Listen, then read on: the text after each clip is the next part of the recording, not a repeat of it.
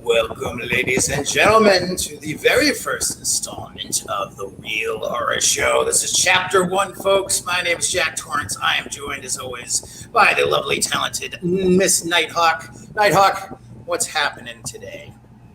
Not a whole lot. Yeah. Well, as all of you out there know, normally this time, we'd be on with the podcast kid doing the old Off the Rope Tuesdays podcast, but we always say, if we all can't do it, then we're not going to do it at all. So the podcast kid had to depart this week. So rather than just skip the show, being the fact that we're both horror junkies, we said, why the hell not?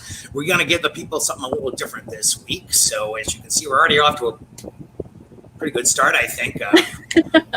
I didn't realize just what bad of an idea it was to paint myself up as Captain Spaulding in July weather, but if my face starts melting throughout the program, folks, then you'll know why. But yeah, we're just a couple of horror junkies, and we just want to talk about all things horror. So we invite you to come along for the ride. I know myself, I'm a lifelong horror fan. I'm willing to guess you are quite the same there, Miss Nighthawk.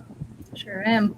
Mm-hmm. Born and bred on good old quality gore. So tonight we're just gonna kind of wing it. Why the hell not? It's the first time, so we're gonna see where it goes, huh? And I think tonight we might just cover. We'll talk a little bit about our most favorite and the least favorite horror movies of all time. Also going to dwell a little bit into some of our favorite horror film directors in the entire history of horror. And then, I think we got a little couple factoids for the folks out there too, if I am not mistaken. Yeah. Excellente. So, you know, it's weird. I just was like, oh yeah, we have to thank the sponsors and all of that crap. We don't have sponsors anymore. No, not for this one. Nope. That's mighty fine. I like it better on our own. But, all right, so I got an interesting question. This actually just popped in the old noggin. What was, if you can remember, what stands out as like the first horror movie you ever saw as a kid? Ooh. You know, I don't actually know, and this isn't a horror movie, but like the scary movie thing. Not a horror movie, but like those. So like that kind of pushed me, I feel, in the direction of actual horror movies. Right on, right on. I actually have to thank my brother, of all people. Miss Tara has joined us. Thank you so much. Sponsored by Runny Face Paint. Yes, we got a new sponsor. Thank you, Tara. This episode of The Real Horror Show is brought to you by Runny Face Paint. For all your Runny Face Paint needs, go to runnyfacepaint.com. But yeah, I have to thank my brother for this one. My brother had a knack for torturing me a bit as a young lad. He put me in the dryer and turned it on, threw me down the stairs, stuff like that. Good natured family stuff. Right. And he liked to force me to watch horror movies that I had no business watching at that age. Absolutely scared the shit out of me. And for me, it was actually Evil Dead 2. My brother made me watch that. And it was the whole part where, Ash gets locked down in the cellar and sweet Henrietta comes out and, who's in my fruit cellar? Well, my brother made me watch that. And then what did he do? He dragged me downstairs and he locked me in my parents' cellar. So if that gives you an idea of why I am such a horror freak now, well, I don't know if anything else will. So I think my earliest memory might be, I know I saw a bunch before that, but the one that really stands out to me is Evil Dead 2. And now it's funny because all these years later, I absolutely love that movie, but it's more a comedy, really, to me. Right, yeah, I can see that. You know what I mean? Yeah, it doesn't have the seriousness of Evil Dead 1, that's for sure. Walter, my good man, had a similar fate. Yes, another one of my face-painted brethren. He knows what it's all about. Well, thank you very much, Tara and Wally, for joining us on the very first edition, Chapter 1, if you will, Yeah, we appreciate it. We sure do, folks. And I mean, hell, what else are you guys going to do on a Tuesday night, right? I don't know. But in case you were wondering, we actually discussed this earlier today because we were kind of curious as to what people might think of the title of the show. We did a little clever play on words, if you will, or as clever as I get. We are both extremely huge Clockwork Orange fans, and for all of you Droogies and Droogettes out there, you will know that when Alex likes something, he says it's real horror show. So we just changed REAL to REEL, and there you go. It's the real horror show, Mike. So if anyone was curious, glad I could solve that mystery for you. So, moving forward, what do you say we do a little discussion on the old best horror film directors in the history of horror movies? Hell yeah, let's do it. Right. This is another one of those things like on OTR when we do the countdowns of, who's your favorite wrestler, blah, blah, blah. I can't put any of these in any particular order because, there's too many fantastic directors here to name just a particular 1, 2, 3, or 4. So this is all just in no particular order. We wouldn't be able to do a horror show without mentioning the late, great George Romero, one of the most iconic horror film directors in film history. Of course, he gave us the ever so classic Nightmare. I can talk today. Night of the Living Dead, which opened up a whole world of zombie-filled enjoyment for years and years to come. The original definitely still hands up one of my top favorite films ever, not even just horror. And he had a really great successful run of doing really nothing but zombie movies. Of course, you followed up with, you had Dawn of the Dead and really anything you could put in front of the word dead. He made that movie. So, but, particularly with Night of the Living Dead, when that came out in, what was it, like 68 or 69, I want to say. I should have done my research a little better. But, nobody had seen a movie like that ever before. I love the fact that he did it in black and white still. And that film just has such a powerful impact, not only just for the whole horror side. Oh, we are joined by Madison Events. Well, hello, my people.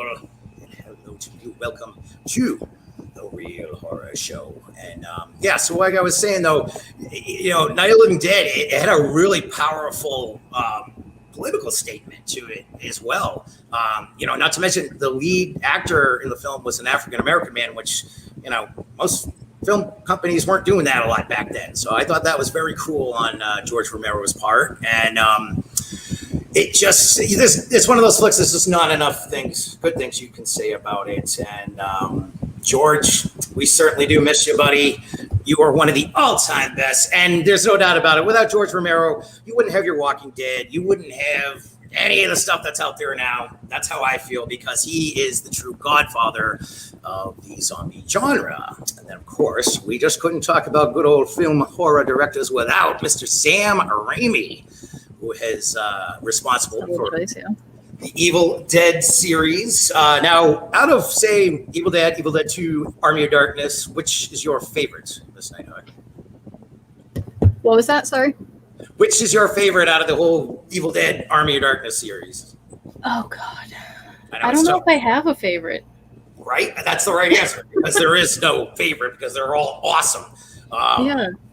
He like I said earlier, Evil Dead 1, one of the most iconic, actual really gory horror movies ever. The fact that they did it on such a light budget really is mind-blowing for what they were able to pull off.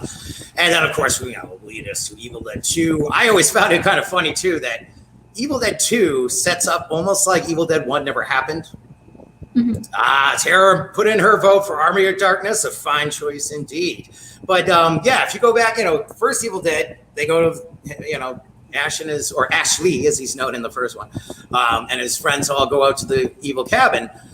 But in the second one, him and his girlfriend Linda go, and it's like, okay, well, we were never here before. None of this happened. Because otherwise, it's like, Ash, why would you bring your girlfriend back to that place?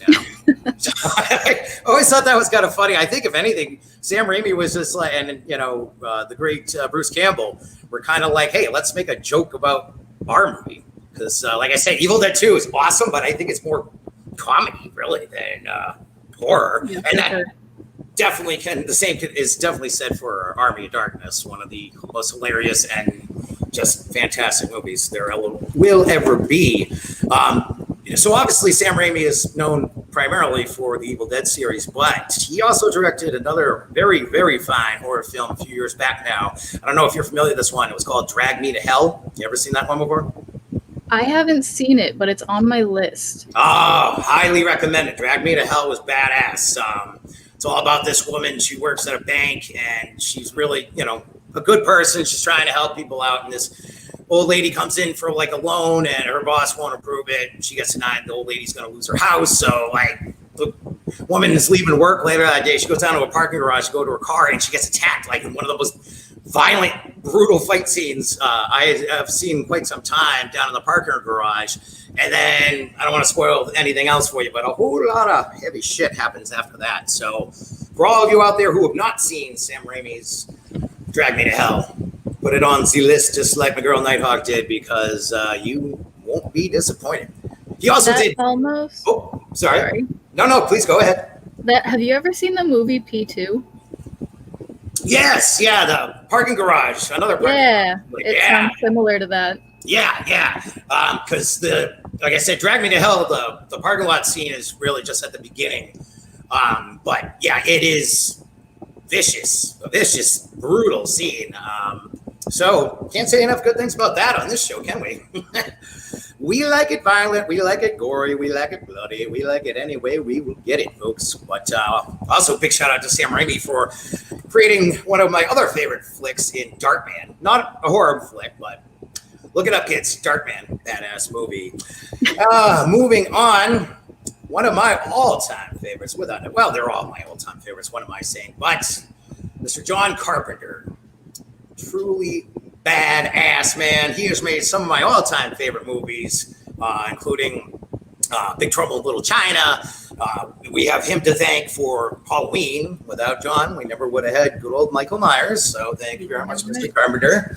And of course, he also wrote and directed I actually have this on my list of my top favorite flicks, horror flicks of all time. The Thing with Kurt Russell is still to this day. I have seen that movie so many times, and it's still, there's certain parts of that movie that will still creep me out. That's how damn good it was. Mm-hmm. I hate to bring this up because for anybody who's seen it, you know what I'm talking about. It's the worst. The dog scene. The dog scene is just, oh God, it kills me still every time I watch that movie. But I'm a bit of a masochist, I guess, so I'll still watch it whenever I get the chance. But The Thing as far as special effects go, top notch. I'm still a huge fan of real deal special effects. I don't like CGI. Everything looks like a cartoon to me. And John Carpenter just was well before CGI came along. So everything in that film is like real deal special effects, the way it should be. And I'd hold that movie up to anything out there today. It still looks absolutely amazing. And that's another one for any of you youngsters out there. If you've never seen The Thing, check it out. You probably will be very unhappy with me afterwards.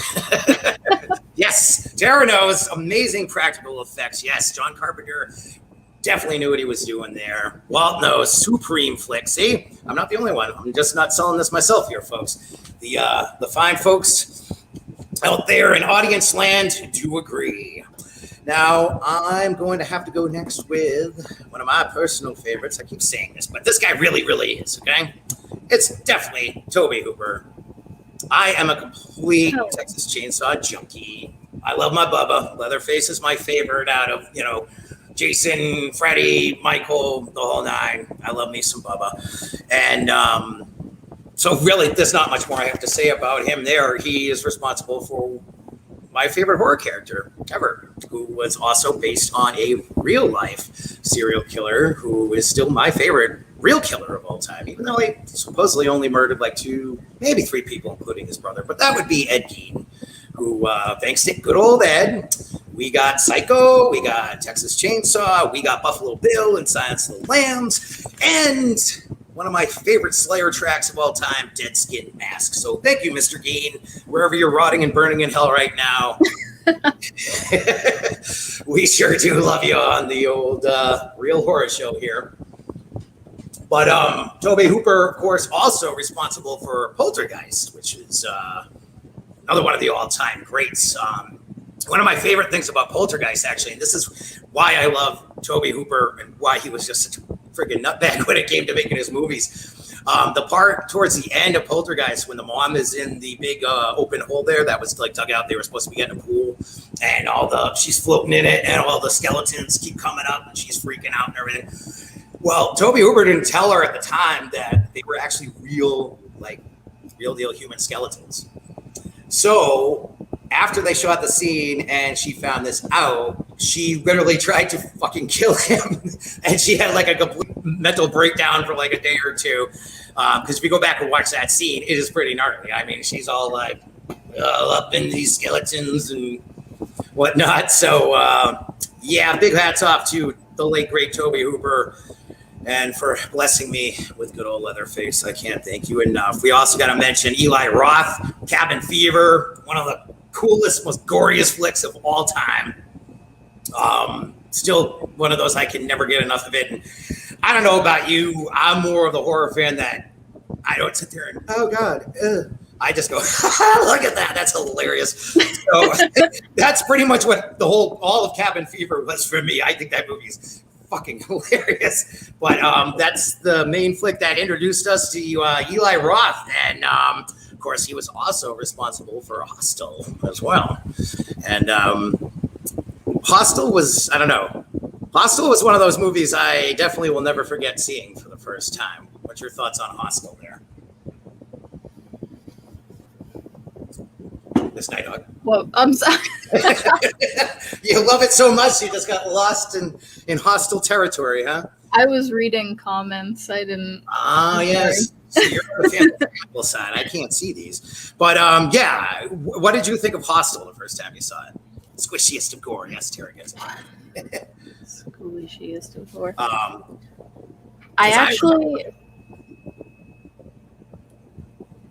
don't know, dude. See, you have all these like great reasons, and I'm like, blood, yes. Hey, that's a great reason on my list as well. Yeah, sorry. Much like with professional wrestling, I'm chock full of a lot of useless information when it comes to horror. But Hostel was great because I remember I actually saw it with this chick I was hanging out with, and she just like freaked out, like barely when they got into the whole like creepy German warehouse where they do what they do. Yeah, she was like out of there. And I was like, all right, well, Eli Roth knows what he's doing here. But oh man, the part when the dude is just torturing the poor kid, and he puts the drill into his knee, and then oh god, like he slashes his Achilles tendon, and then he's like, okay, you can go now. No, like, that is the thing that ruins it all for me. The Achilles tendon. Oh yeah. No. Eli Roth knows just where to get you, doesn't he? Uh-huh. Yeah, that was one of those that, like I said, first time I saw it, I was like, ooh, that scene's gonna stay with me forever. So much props to the great Eli Roth there. And of course, gotta give kudos to Clive Barker, who is, in my opinion, one of the most visionarily cool directors, if you will. I mean, you look at any one of the Hellraiser movies, and he paints quite a portrait there, does he not? It's one of Dig's favorite movies. That it is. Quick story, actually, on Hellraiser. I'll never forget. My mom took me to see Hellraiser 3 when it came out. This was like 93 or something. So I would have been like, I don't know, 12 or some shit. And for anyone out there who's seen Hellraiser 3, you will know that right off the bat, it starts with a pretty graphic sex scene, which I did not know was going to happen. So sitting there with your mom watching that, not too fun. That was probably the most horrific part of the movie for me. But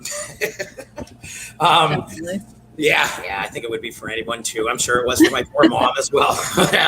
I love the part too when he's chasing the girl, and they go into that nightclub, and he locks everybody inside, and then he's just got like all the cool ways to kill everybody in there. I love when the CDs are like flying, they shoot into the guy's head and stuff. Like, oh, classic Parker action. So, yes, thank you, Mr. Parker, for the great Pinhead, who is certainly up there as one of the most iconic horror characters in the history of horror. No doubt about it. Yeah, definitely.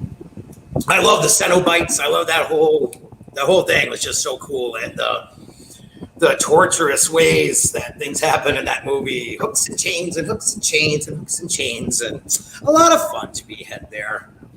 And now, speaking of, well, we already named a few directors that are fortunately no longer with us, that being George Romero and Tobe Hooper. So up next, we definitely got to give some big old props to the late, great Wes Craven. As we all know, gave us Freddy. And we all love Freddy, do we not? We do. Oh, I believe you are correct, my dear. Freddy, to me, is just, what can you say? He's the best. He is hilarious. That's my favorite thing about Freddy, I think, is just how freaking funny he is. But, you know, the first Nightmare on Elm Street, one of the greatest horror films ever. There's no doubt about it. That is another one of those flicks that definitely scared the fuck out of me when I was a kid the first time I saw it. Wes Craven really nailed it with that one, no doubt about it.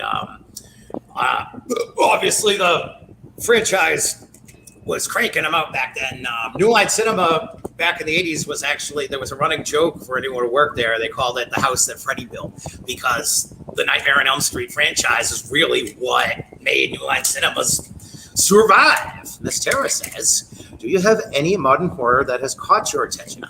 Intriguing question, my dear. Intriguing question. I wish I had jotted some of those down, because there was a couple newer ones that I did want to mention, and of course they went at the break. I included one of the like newer ones in my my later discussion topic. Groovy. Excellent. Well, Miss Tara, just hang tight, and Nighthawk will take care of you there. Now, oh yeah, so I mean, with Nightmare on Elm Street, yeah, that was the first one, still to this day, all-time classic. I love the third one too, Dream Warriors. It's badass. The second one, garbage. I don't know what happened with part 2. Walt says Dream Warriors is the best. Yes. I really can't argue that, buddy. Dream Warriors totally kicks ass. Unfortunately, poor Nancy gets killed. Her dad gets killed. It's awesome stuff. Plus, there's that whole weird part where Freddy's the nurse. Anybody out there seeing part 3? Yeah, you know what I'm talking about. Ooh, shouldn't have gone for that kiss, Joey. But yeah, I mean, Craven was amazing. The Freddy franchise, the rest of them were just hilarious, except for Wes Craven's New Nightmare. That one was badass as well. But for the most part, you know, the Dream Child and all the other ones, I always was willing to check them out just because, like I said, Freddy Krueger is fucking hilarious. So that was always my favorite thing about Freddy. Of course, Wes also gave us one of my all-time favorite flicks as well in The People Under the Stairs. Have you ever seen that one before? I have a huge list of movies that I need to watch. That is on there. Indeed, as it should be. Yeah, People Under the Stairs. It's really more. It's more funny than anything. It's not really the most horrific of Wes Craven's flicks, but it's just, oh God, there's so many memorable lines and so many funny parts in that movie. Definitely put that very high up on the you need to watch list, because it is, I could sit here and do a whole show on People Under the Stairs, to be honest with you. That's how much I love that movie. And well, we couldn't talk about Mr. Craven without mentioning Scream, now could we? Because yes, Wes really reinvented the whole horror genre, brought it back to the mainstream there back in the mid-90s with Scream. Scream came out. I remember that movie was huge. He was very smart in targeting the high school audience, if you will, and that movie just totally blew up. And then, of course, you know, now they have like, I don't know, Scream 5000 or whatever. But the original Scream, definitely high on the cool list, because that's still a very good flick to this day. I loved what Craven did in that movie. The first time I saw it, I was like, oh, so that's how this is going to end now. So He did a great job of keeping you guessing the whole time, and it was cool to see a horror movie that's believable. That's why another reason why I think Leatherface is my favorite horror character of all time. No disrespect towards Jason and Michael and Freddy, but Leatherface seemed to me to be more like a real dude, something that could actually be out there in the real world, which is really the most terrifying thing of all. And when it came to Scream, you had a couple high school kids running around slaughtering the rest of their classmates. So things like that do exist, folks. That's the real scary shit. See, I love movies like that, though. Right? They take things that could really happen and I don't know. It's just. Yeah, no doubt.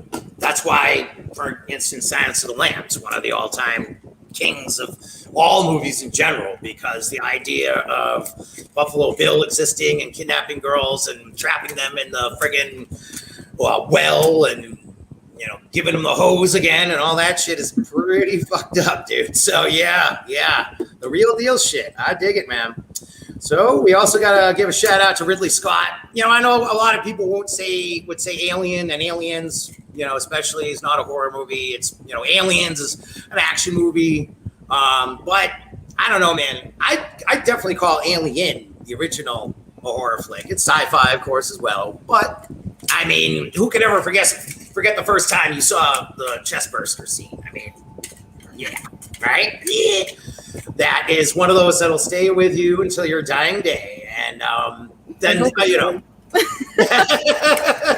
oh, yes. But, Ridley Scott was just so awesome that knowing how to just build and build and build that fear in the audience throughout the whole friggin' movie. And, oh, God, I think it's a horror flick. You can call it whatever you want. I don't care. It scared the shit out of me the first time I saw it. So thank you, Walt. Absolutely a sci-fi horror flick. Yes, maybe that's a better way of putting it. Aliens still has, Aliens has its horrific moments, and Aliens is literally one of my, I say this a lot, but this is really one of my all-time favorite movies, in the top 3 easily. But despite some of the horrific scenes in Aliens, I guess you could see that as more of a action flick, but it's got the best of sci-fi, action, and horror as far as I'm concerned. So, love those Aliens. And going back to a little bit of the old school on the director's list, we got to mention Dario Argento, who created some pretty messed up flicks back in the day, stuff that people really didn't know what to make heads or tails of. The first time I saw Suspiria, I was like, what the fuck did I just watch there? Because that's really that's what that movie is. It's out there, but it's visually stunning, especially for the 70s. He had a real cool way of just using colors and just making things really stand out and really grabbing the audience's attention there. So I know Suspiria it's not rated as, one of the greatest or anything like that. To some people it is. I think it's great. I don't follow the whole, Rotten Tomato scores and all that crap, because a lot of movies they think are great, I think suck donkey schlong, and vice versa. So not only that, you got to form your own opinion on it. Thank you. Right? No, it's true. Why am I going to sit there and go, oh, well, so-and-so said this movie sucks, so I'm never going to watch it. And then, you find out 30 years later, oh, I wish I hadn't listened to that jerk because that movie kicked ass. So right. I am my own critic. Although I'm sure there's plenty out there criticizing me, but that's the way it goes in podcast land. So, I wanted to give a quick shout out to David Cronenberg, who gave us The Fly and Scanners. Who can forget that scene in Scanners when that dude's head blew up? And now The Fly, Jeff Goldblum. I think my favorite part of The Fly is like when he tries to eat the donut and he's like, blah. And then I love how he's like, all his body parts keep falling off and he's putting them in jars and putting them in the freaking medicine cabinet. He's like, oh, here's an ear, here's the nose. Isn't that what everybody does? That's pretty much the dream for me. Yeah. Once these good looks fade, into the cabinet with you. And before we wrap up this little segment, wanted to give another little honorable mention to David Fincher, who did Zodiac and, of course, Seven, which Seven's an interesting flick, I find, because anyone I've ever talked to has seen Seven, they either absolutely loved it or they hated it. there's really no in between there from what I've come to see. Mhm. What did you think about Seven? I mean, ironically, I feel like I was kind of in between. Yeah. Was it because of the ending, or? I don't know. There was just something about it just didn't like fully do it for me, you know?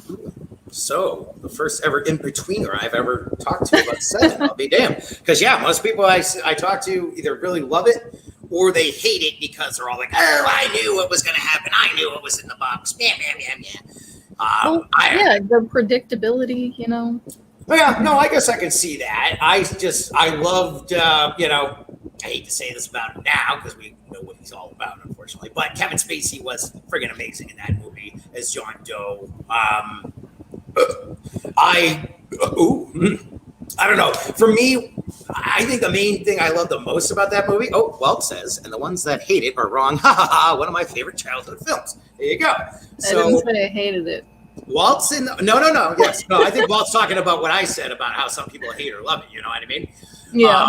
But I personally love it because there's one scene in particular that I will never forget. It literally almost made me jump out of my fucking skin the first time I saw that movie at Airport Cinemas in Hyannis, Massachusetts. Was when they find the junkie guy that he had kept alive for like a year, and all the air fresheners in the apartment and everything. And right when the cop leans over and says, "You got what you deserve," or whatever he says, and they that fucking scene, I literally jumped out of my seat in the theater at that part. And he's alive.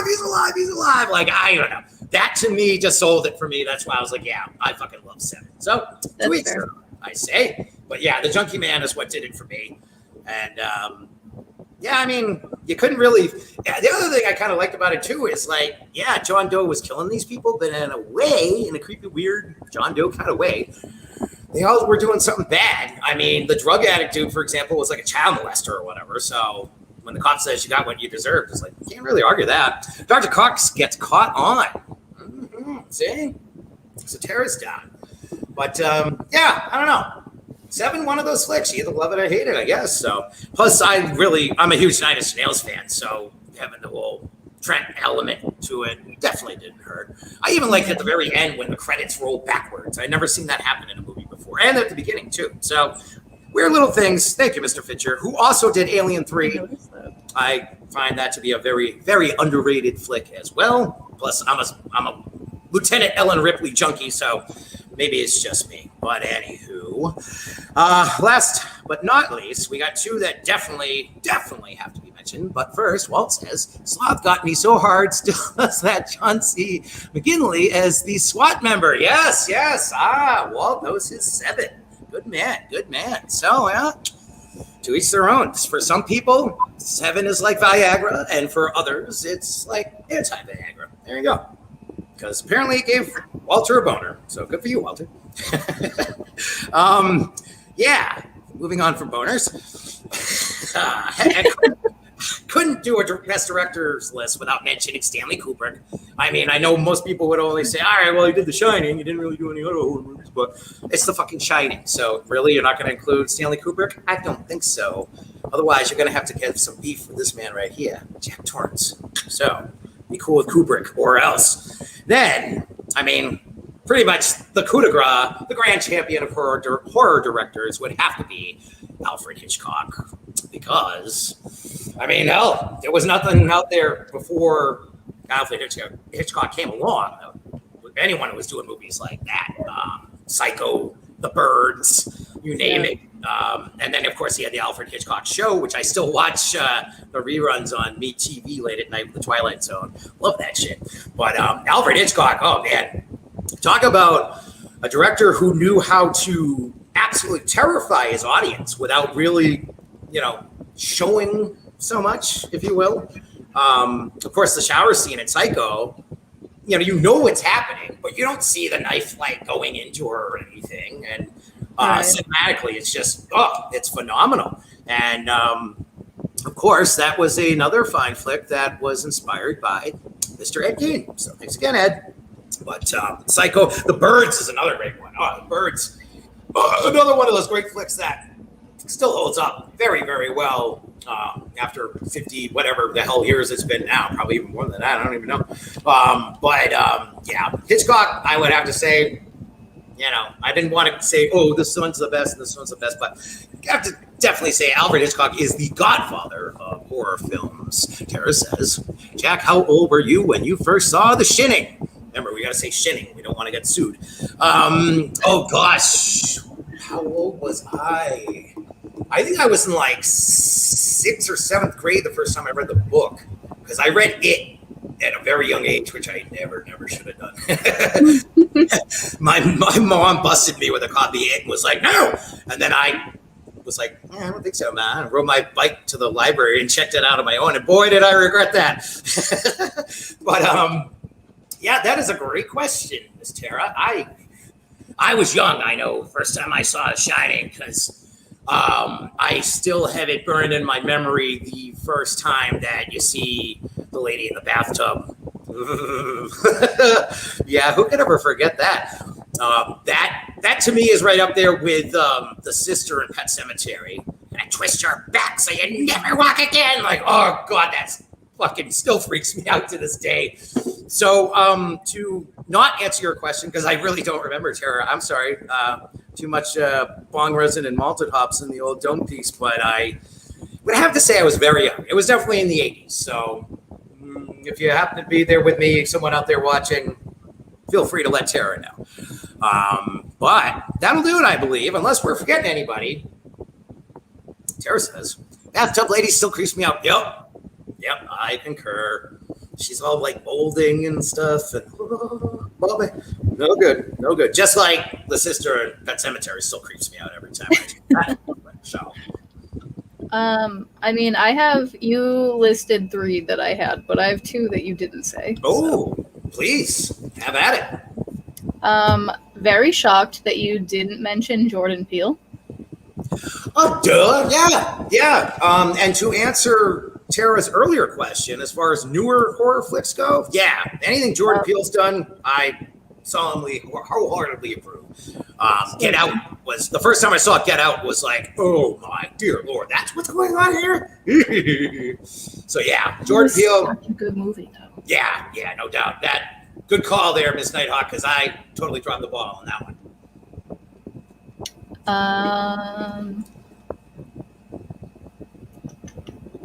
You also have Guillermo del Toro. Oh, yes. Thank you. I don't know how I possibly could forget Mr. Guillermo.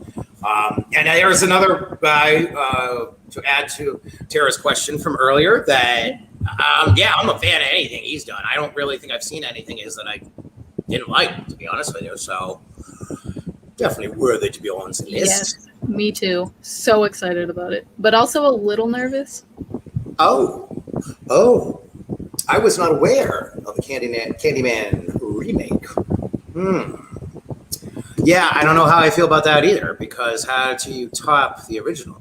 Exactly. That's why I'm nervous about it, but I'm excited because I think he'll do a very good job with it. Yeah. If anyone could, I would say it'd be him. I just worry about who can they get to play Candyman any better than, oh God, I know his name, and now it's going to drive me nuts because I'm forgetting it. Because he was in The Rock, too. I love The Rock.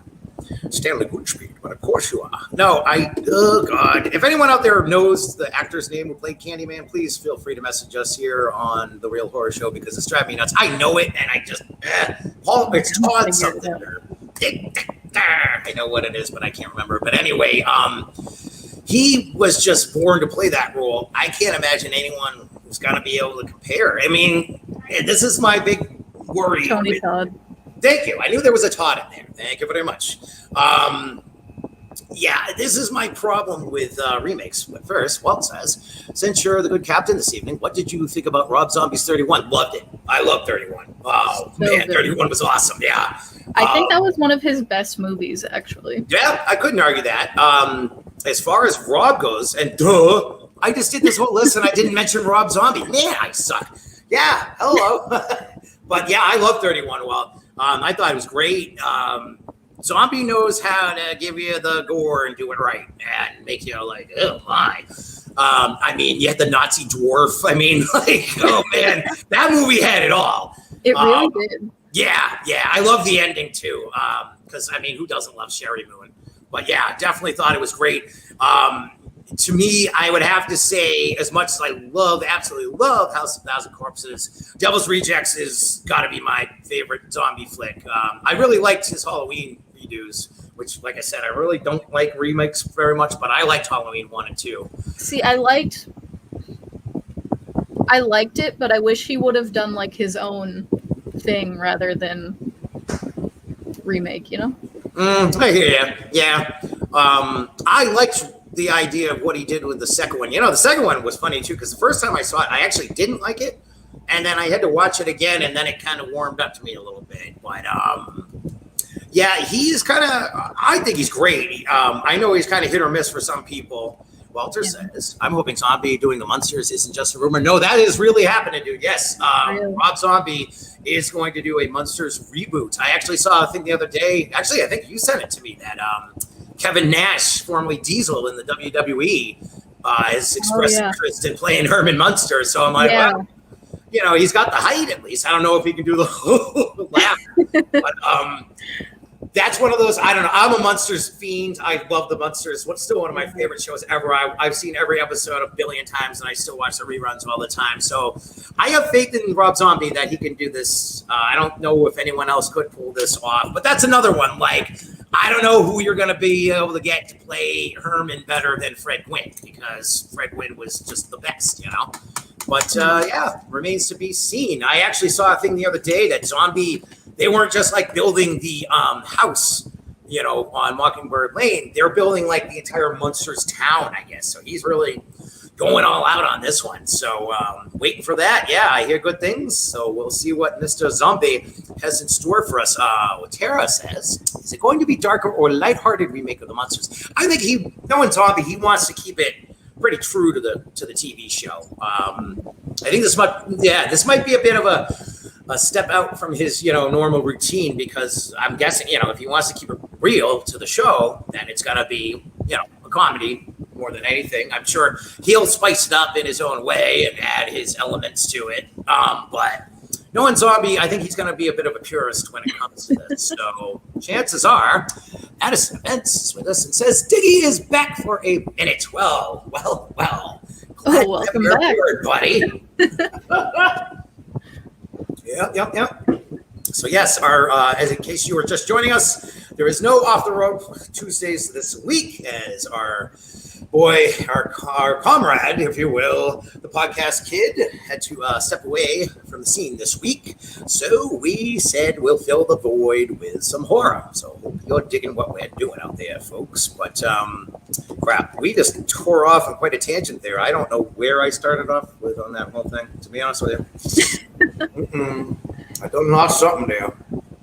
I remember a creepy rotting lady in the bathtub from Shining, and I don't know what the hell I'm doing now. And we started talking Candyman remake, Munsters. So I guess we covered whatever the hell we were talking about. Yeah. But yeah, thank you guys for informing me. I was not aware of a Candyman remake or reboot or whatever the case may be.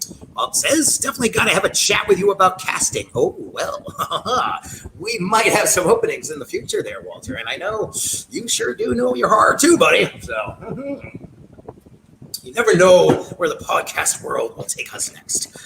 But now, I think, oh, man, I just fucked up my chair. Damn it. Oh, my. Well. We did say a little something about mentioning some of our most favorite and least favorite horror flicks, I believe. Ooh. Or do you have something else? When it comes to, like, least favorite, I didn't do that. No, that's okay. I jotted down a few that I feel are worth mentioning. So, what do you say? I have, like, favorite, like, worst horror movies. Yeah, no, I have the same thing. You know? Yeah, like movies that everyone, for the most part, thinks are terrible, and they really are, but you just still, for whatever reason, love them. Oh, yeah. That's me with definitely Leprechaun and and Leprechaun 3 when he goes to Las Vegas. I don't care what anybody says. Leprechaun movies rule. Those are hilarious. I love Warwick Davis. I mean, he was Willow. He was Leia's Ewok in Return of the Jedi, and of course, he's freaking Leprechaun. So I don't care what anybody says. Yeah, I know they're panned as being horrible, but I think they're great. Leprechaun in the Hood when he gets stoned with iced tea and then kills him and takes all his hose. I mean, who can't love that? So I get what you're saying in the horror flicks that you might love, but everyone else is like, oh, that's garbage. So that's also for me with Troll 2. I don't know if you're familiar with that one. Troll 2 came out in like the mid-90s, maybe. And I kind of around when I was born. Yeah, so chances are you might have missed that one back then. I have a feeling your folks weren't like, come on here, baby, watch Troll 2.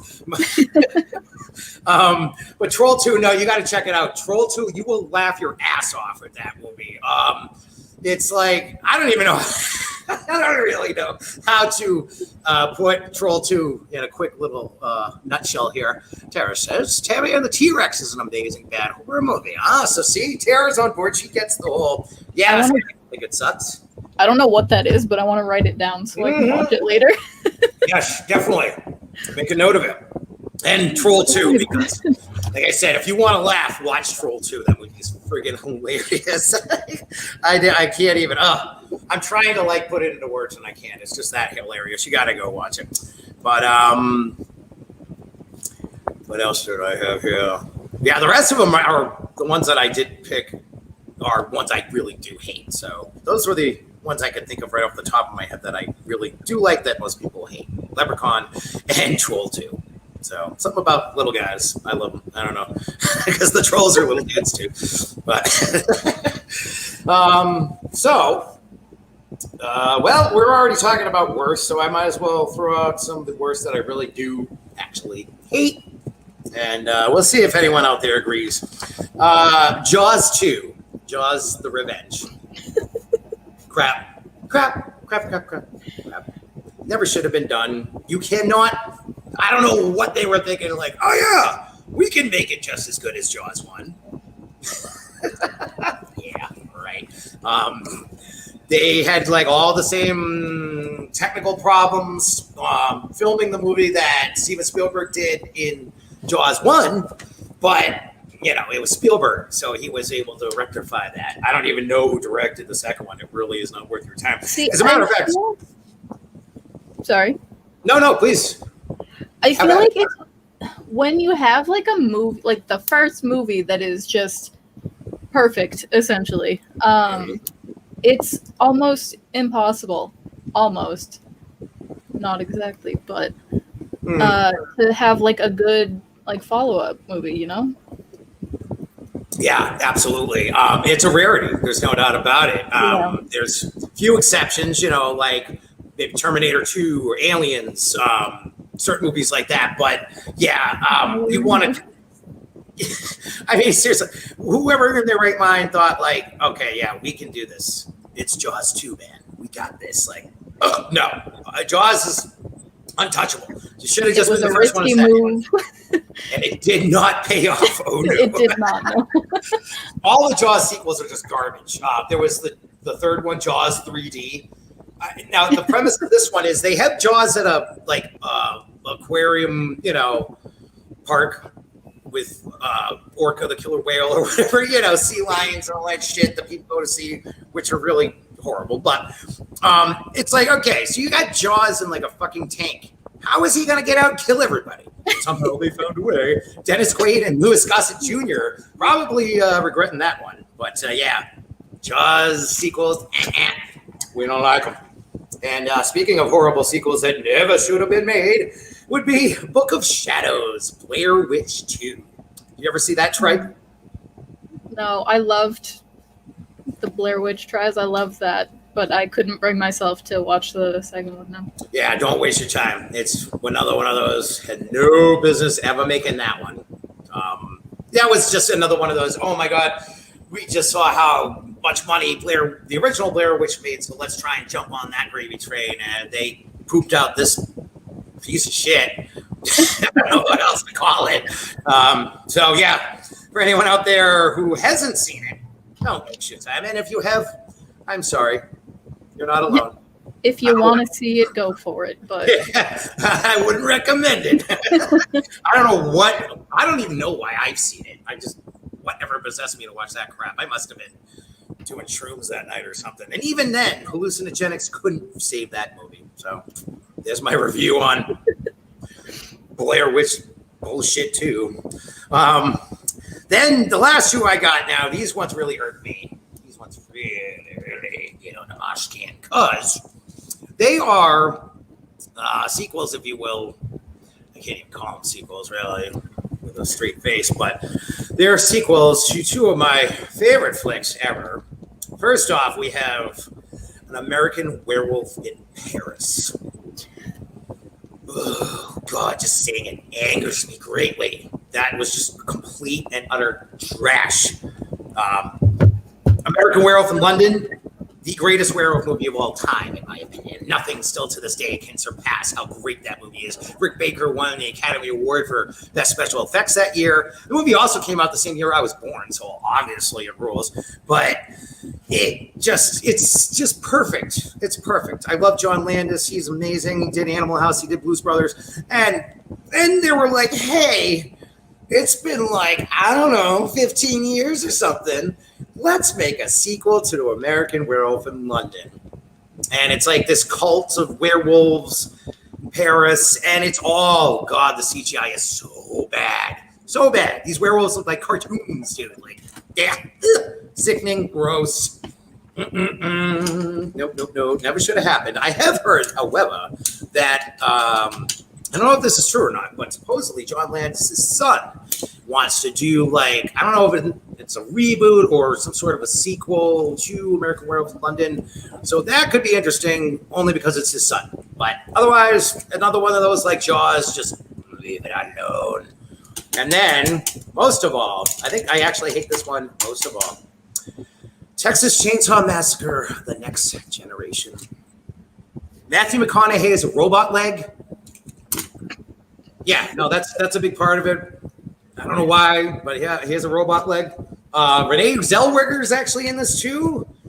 I don't know how they ever got Matthew McConaughey and Renee Zellweger to appear in this utter filth fest. Oh, Tara says Ginger Snaps 3, another waste of film. Ginger Snaps, that's awesome. Nice addition to the topic there, Miss Tara. I dig it. But yeah, Texas Chainsaw Massacre, The Next Generation. Now, once again, I don't know how they got Matthew McConaughey and Renee Zellweger involved in this revolting pile of dog vomit. It was like, hey, you guys were both in Dazed and Confused. That was a great flick. So, want to be in this? And they were like, yeah, I get to have a robot leg? All right, I'm from Texas. I'm Matthew McConaughey. But, it was just such bullshit. I actually was so upset with this movie. I remember watching this in my brother's old place. We turned it off, I think, after like a half hour. I couldn't take it. I was so upset with what they did to my precious Bubba, Leatherface. I didn't like anything about this movie. I know people who really love this flick, and this is another one, to each their own, I guess. But it angered me just like American Werewolf in Paris angers me because it's an insult to the originals as far as I'm concerned. So that's my hatred for the evening, I guess. that is very fair. So you don't have like a single horror flick you can just think of that you really don't like? I don't like hate any of them, really. It's just You find faults in some, I guess. Okay, that's easy. But I would love to give you my list of like grade B movies. Oh, do you have it? Because I'd love to hear it. Yeah. Yeah, lay it on me. All right, this is in no particular order, but first we have It Follows. Have you ever seen that? Please tell me yes. Actually, no, I'm going to have to put it on the old list. I can't say I have. Is this a newer flick, like within the last 10 or so years? Let me find out. Hold on. 2014. Really? Okay. Yep. Yep. I'm a very, very, this is why I guess I'm really just getting old. It's much the same with like music. Anything from the 70s, 80s, early 90s. I'm a junkie, and then I turn into an old man after that. I'm not too hip to the scene. But I will be happy to take any recommendations for anything I may not have seen, because I'm always interested in checking out something new, something that will hopefully make me laugh, you know. And I'm always a sucker for interesting new ways of someone getting murdered that I've never seen in a movie before. So basically, in that movie, it's like teenagers having sex, whatever, and they teenagers somehow having sex in a horror movie. Get right out of town. I know, crazy, right? Never happened before. They like pass a curse around like to each other every time. Oh, so it's like an STD curse? Yeah. That's brilliant. I love this. Oh, I might have to watch this tonight. All right. I'm gonna jot that down. Might be on Netflix. STD curse. So it's like the herpes from hell, I guess. That's an interesting concept. I got to give it that. That's a very interesting concept. That actually just reminded me of somewhat of a newer flick, I guess you will, that I definitely did enjoy was Teeth. Did you ever see Teeth? Oh, yeah. You've seen Teeth, yeah. I've seen that. Yeah, Teeth was, wow. Yeah, that was for newer stuff. I was very impressed with that movie because that was. I think wow describes it. Yeah. That was very original, to say the least. And I am a sucker for originality, especially in an age of movies that are just remakes of shit that came out when I was a kid that no one has any business touching. Tara's back and says, new school versus old school horror hosts. Dig it. Yep. Thank you, darling. So yeah, I really would like to get more into the newer scene, because I will sit there and, watch Texas Chainsaw 5,000 times when I could be checking out something else. But, it's Texas Chainsaw, so how it is. Don't get me wrong. I love the older ones too, but I don't know. Look, most of those movies came out before I was born. Right, yeah. I mean, a lot of the ones I love too, they came out as I was coming up in the world too. So, I grew up with them. So, no, that's totally understandable. I mean, hell, I remember going back to how we started things off there. It was 87 when Evil Dead 2 came out. And then, the legacy of Ash stood with me forever. I mean, why they ever had to cancel Ash versus Evil Dead on Stars, I will never understand why. That was perhaps the greatest show I've ever seen after Seinfeld. I love that show so much. And Stars canceled it after season 3, left us such a cliffhanger that we'll never know what happened now. Thanks, Stars. But oh god, Ash versus Evil Dead, so amazing. But yeah, no, I see your point as to why you'd be a fan of stuff from your era. Because when I was able to go to the movie theater, it's obviously all of the newer stuff was playing, and yeah, and that's why I'm old, because all the stuff that was newer when I was coming up is really old to you. But I mean, hell, I still love, I'm a huge Universal fan as well. I love all the old black and white stuff, man. Lon Chaney, Boris Karloff, Bela Lugosi. I mean, those are the those are the Godfathers, man. No doubt about it. I can never get enough of those flicks. That's why my DVR right now, I think, has 40 episodes of Svengoolie that I either have watched or haven't gotten around to yet. Big shout out to Svengoolie if you actually come across this by some miracle. If you happen to see it. Yeah, I would love for Svengoolie to see this show. That'd be amazing. But yeah, Svengoolie on Saturday nights over there on MeTV is a great show, and he comes out. He'll dig these black and white movies out of the dirt that some of them I've never heard of, some of them I've always wanted to check out, and he has a lot of fun with them. So yeah, I'm really a fan of any era as long as it's good. I don't really care when it came from. It could be last year, could be 80 years ago. If it looks good to me, I can dig it, Daddy. But so I put the It Follows down because I want to find out about this STD curse. It sounds very interesting. Did you have anything else there? Oh, I have 1, 2, 3, 4, 5 more. Cool. Keep coming. Hell yeah. Rubber. What was that? Rubber. Rubber. I can't say I'm familiar with Rubber. a tire that kills people. Oh, dude. Okay. What? I have not seen this, but now that as soon as you gave me the description, now I know what you're talking about. And this is one of those ones I really have been wanting to see because, yes, from what I understand, I didn't even see a trailer for it. I just got to read a little bit about it. But yeah, you're right. I guess that's the premise, right? This tire goes around and kills people. I don't know if that's maybe like a takeoff of like Maximum Overdrive, which I love that movie.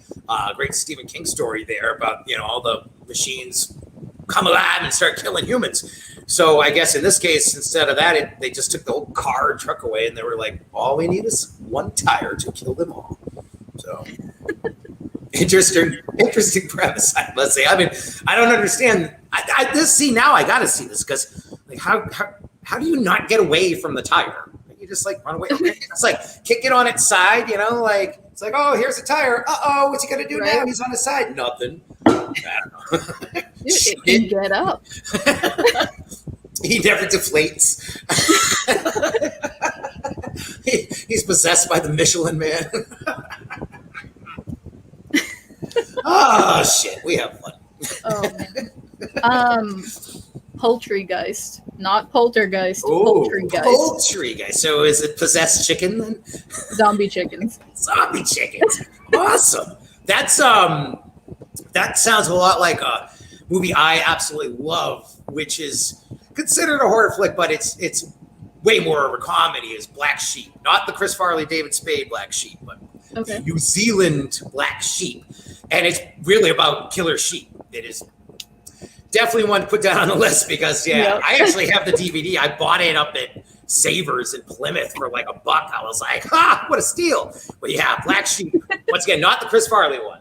But killer sheep, dude. I mean, anything like that. It kind of reminded me of the tobacco episode of The Simpsons where all the farm animals get hooked on tobacco. That's pretty much what they're like. So definitely a good one there. Well, so far I'm loving this list. So what else you got for me? The Sharknado movies. Oh yeah, classic, dude. Sharknadoes are brilliant. I could watch those all day. I try to remember now because there's so many of them. But I think my favorite scene of all of them might be when Chris Jericho is up at the top of the roller coaster and the shark comes from the, Sharknado and lands on the roller coaster track and is doing like the loop-de-loops and shit. And then it comes right up to like the top of the hill or the tracks where Chris Jericho is standing and just beats him. That would be a dream of mine to actually be able to get murdered in a Sharknado movie. God, how cool would that be? Make it happen. Right? I mean, if I could just be some shitty B movie actor, then I bet you I could get on there. Right. Oh man. Yes, Sharknado. Also, what the fuck was Abraham Lincoln Vampire Hunter? Ooh, see, I actually love that. I thought that movie was badass. It was one of those. Wait, tell me what you thought. Yeah. Like I said, I don't dislike anything. Yeah. It was just, what was it? Yeah, you know what? When it was first announced, I remember just seeing like the poster for it, and it's just the picture of Abe. You see the hat, you don't really see his face so much, and he's kind of just sitting there, and he's like holding an axe or whatever. And I remember just seeing the title, I'm like, Abraham Lincoln Vampire Hunter. What in the hell is that shit? And then I watched it, and I was like, damn, this fucking movie was pretty badass. I even love how the ending when, Lincoln's going to the Ford Theater. Obviously, we all know what happened there. Kaboosh! But, this might have been one of those ones, too, that people really either really liked it a lot or didn't care for it at all. I don't know. I thought it was great. I love that one. But, yeah, it was, like I said, first hearing about it, I was like, what the fuck is Lincoln doing killing vampires? I don't know. But then I gave it a chance and changed my opinion. Never judge the old book, they say. And my last one out of everything, Thanksgiving. Thanksgiving. Nice. I guessing killer turkey, maybe? It's Death by gravy. essentially yes. Turkey. Nice. Killer turkey. Nice. Yeah. Speaking of holiday-themed horror flicks, and, quick shout-out to Santa's Sleigh from way back in the day. Naughty. But Santa's Sleigh with Bill Goldberg. I don't know if you've ever come across this one, but from our wrestling show, Off the Rope Tuesdays, don't forget, folks, check it out. I hated Bill Goldberg as a wrestler forever. But in this movie, he plays Santa, and the premise is like every, 100 years or whatever, Santa doesn't have to be goody two-shoe Santa and helping out the kids with presents all fucking year. No, for one Christmas every 100 years or whatever, Santa gets kill. And it is so funny. It's called Santa's Sleigh, starring Bill Goldberg. There's a part, like, it opens right off the bat with, he kills Fran Drescher, James Caan, Corky Romano. And they just, any sort of winter Christmas themed murder you could think of, they have it. There's death by icicles, death by candy canes. His reindeer are like these monster deers and shit. So there's actually a part where he does his famous spear move, but he does it through a deli case and kills this guy. Oh yes, Santa's Sleigh. Every once in a while they give you those horror flicks that are holiday related that turn out pretty good.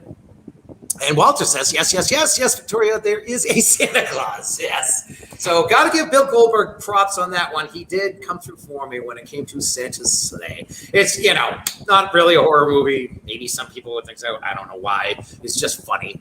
But then again, I'm willing to bet there's a lot of movies I kind of consider to just be funny that other people don't. Can't even forget about Gremlins. Oh, God. Perhaps. Well, it's might be tied favorite Christmas movie ever, along with Christmas Vacation and Die Hard. But yeah. Oh God, Die Hard is a Christmas movie. Damn right it is. John Wayne for life. But Gremlins. Oh, let me tell you. Growing up, my godmother, Auntie Peggy, her and my mom. This was the '80s, so. There it is. I go over to their house, and my mom and her would just hang out for hours and hours, drinking coffee and smoking blunts. And I would either be watching Aliens or Gremlins. And I watched my godmother's copy of both those movies so many times on VHS that I wore them both out to the point where you'd put them on, you could hear it, but you couldn't see anything. It was just white. I actually did the same thing with my copy of An American Werewolf in London. I remember I went to put it on for a friend of mine one night who hadn't seen it. And I was like, oh, I love first timers. And then I put it on and it was like blue moon, but it was just, we can't see. So yeah, I'm a big Gremlins fan. What can I say? You know what? It's really interesting. I'm glad you brought this up.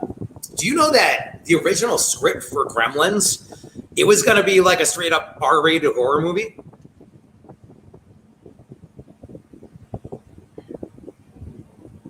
No, I didn't know that. There's a lot to the original script that they had to cut out because whoever originally wrote it, I wish I could remember the name, they had it actually pegged for more of like a real deal horror movie. And I believe it was Gremlins and Indiana Jones and Temple of Doom, which inspired the PG-13 rating, because back then it was just either PG or R or NC-17 porno stuff. But, you look back at Gremlins now, I can see when that would have been PG-13, and then especially Temple of Doom. I mean, most of the movies, poor young slave children getting whipped and stuff. So yeah, probably didn't deserve the PG. But, Gremlins, I found out about this a few years ago, actually, that the original script called for like a part which I would have loved to see this. I guess they were going to have a part where all the Gremlins ran into a McDonald's and there was a whole bunch of families there eating, and they all, like the kids too, they all get slaughtered by the Gremlins. And there was another part, I guess, where Billy comes home And as soon as he opens the door, his mom's head comes rolling down the staircase and lands right at the bottom of his feet. So I guess Spielberg looked at it and was like, "No, man, we're gonna change this up a little here, guy." But man, I wish they had done like the adult version of Gremlins or something. That would have been amazing. Man, my eyebrow is really leaking over here. Your face is melting. Mm-hmm. Yeah, pretty much. Now I know what you ladies go through with all this makeup. It ain't easy. Oh, funny. I was gonna say Corey Taylor with his new mask that he wears. Oh, did Slipknot change their maskies again? Yeah, he has like a clear mask that covers his whole face, and he puts like white face paint underneath it, and it's supposed to give the dripping effect throughout the show. Mm-hmm. Intriguing. You know what? The clear mask there, that actually just reminded me of another old horror flick. I want to say from the late 70s or early 80s called Alice, Sweet Alice. Well, I wouldn't blame you if you never heard of this one, but I remember the killer is really weird because when you find out at the end, like the whole time in the movie, they're wearing one of those masks, like you just talked about, those creepy looking clear masks. You know, yeah, okay. Yeah, you know what I'm saying? And then the killer's like wearing one of those and like a little yellow raincoat. And it makes it seem like this is like a kid who's killing everybody, but then the mask comes off and it's like this like little like 80-year-old woman or something looks like Gargamel. I don't know. Alice, Sweet Alice. I don't know why that stuck out to me. Something about those weird, creepy see-through masks. Just put it in the old memory banks there. But well, you have really enlightened me here with this list. I'm glad you put this together. I'm really super psyched for not only what was the Tire movie called again? It's just Tire. Rubber. Oh, Rubber. I'm sorry. Yeah, that makes more sense. Rubber. Gotta make sure I wrote that down. No, this one isn't really it's not one of like the grade B movies, but like if you really like gory shit, have you watched Green Inferno? Yeah, Green Inferno. Okay. That's another Eli Roth flick. Yeah. So good. Did we talk about that? Did I forget already? No, I'm glad you brought that up because when I mentioned in our director's segment there and I mentioned Eli Roth, I forgot to bring up Green Inferno. Yeah, Green Inferno is badass. That was, to me, a very good tribute to perhaps the most disturbing film I've honestly ever seen in my life, which would be Cannibal Holocaust. Mm-hmm. Yeah. Yeah, Cannibal Holocaust. The director of that movie actually initially got arrested because it was so real looking that they thought he actually did kill people live on camera, and he had to go through and prove that he didn't. Unfortunately, one part about it I really don't like is the fact that they do kill animals live on screen. That I'm not a fan. Yeah, no, that I don't like. Kill all of the people that you want, leave the animals out of it. Thank you. Precisely. It's like whenever you see a dog in a horror movie, it's like, oh, son of a bitch. Really? Kill all the people. I don't care. Rip their faces off, slice them, dice them, disembowel them, and eat them.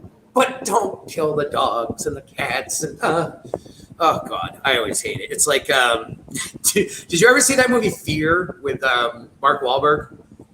I haven't, no. He's dating Reese Witherspoon.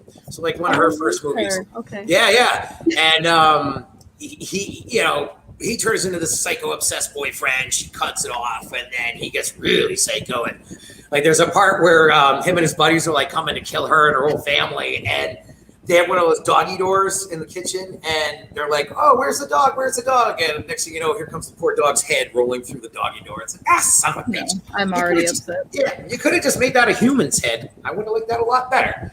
Save the animals, kill the humans. That's what I say. Words to live by. See, Tara, yes, you have seen Cannibal Holocaust because she said poor turtles, and oh yeah, that part is just yeah, no good. But before I get way too sidetracked, Green Inferno was badass, and that was, I think, if I'm not mistaken, I even saw something, a bit of an interview with Eli Roth where he said that it was Cannibal Holocaust that inspired him to make that flick. And from what I understand, like a lot of the people he used in the cast were like real like indigenous tribes people and stuff. So for something like that to be, can you imagine being an actor in a movie like that? Like, okay, these are like real deal like jungle stabber spears, and they don't live in the real world. They live in the real world, but it's a completely different world than ours. So it would be a little nerve-wracking, I would think, to be shooting scenes with them. Tara's back, and she says, would you guys consider American Psycho as a horror movie? American Psycho. I love that movie. No matter what. It's definitely on one of my list here.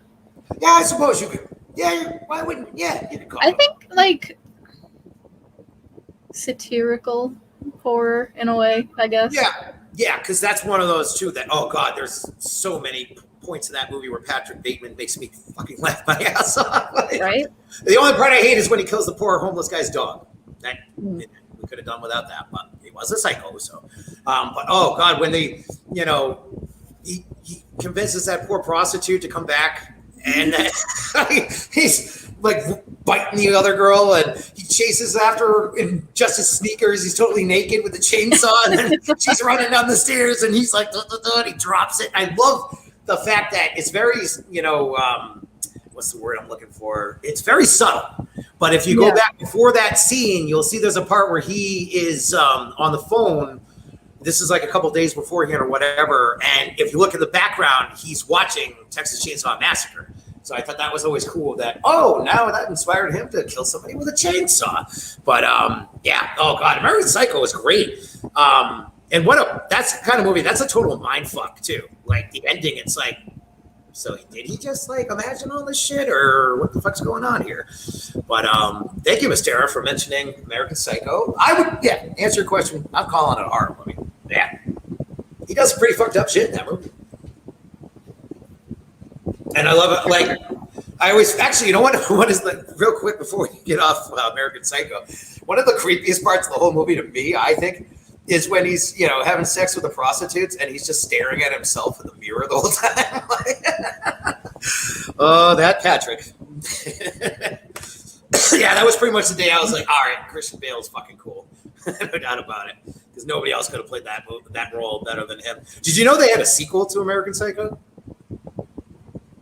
I don't think so, no. And you'll never guess then who was in it. Who was the main star of the movie was Mila Kunis, actually, from that really? show, and Meg from Family Guy. Yeah, she's the killer in American Psycho 2. It was more of a B. Yeah, check it out. I mean, it was more of a B movie flick. I don't know if it was really in theaters or anything like that, but she actually steps out of her comfort zone a little bit there, and she wasn't bad. I'll give her that. First one's still the best, but it's something. Of course. All right. So, is that your list of the B's? Yeah. Cool. I think we should add that as a new segment. Well, they're all new because this is our first show. But I like that one. That was good. Very good. So, I guess then we some facts. Is that what you got? Yeah. You did a little research there, I believe. Did you not? Yeah. All right. Hell yeah. Let's educate the people, my dear. All right. I'm going to read off my phone because there's a lot going on here. So yeah. Probably easier that way. So the movie Halloween, 1978, that one. It was originally called The Babysitter Murders, but because they didn't have a big enough budget to make it be more than a day, essentially. They could only make it take place in one night, so that's Halloween, the scariest night of the year. Right on. And you know what? It's one of those weird freak things that it worked out for the best, because chances are, if they had been able to go the way they wanted to originally, it may not have been as good.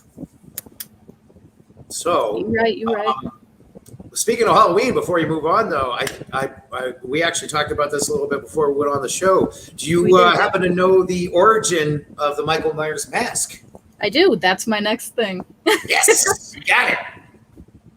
So there were actually originally two options for the mask. One was is it Dawn Post Studios, I think? Emmett Kelly smiling clown mask, that thing. Mm-hmm.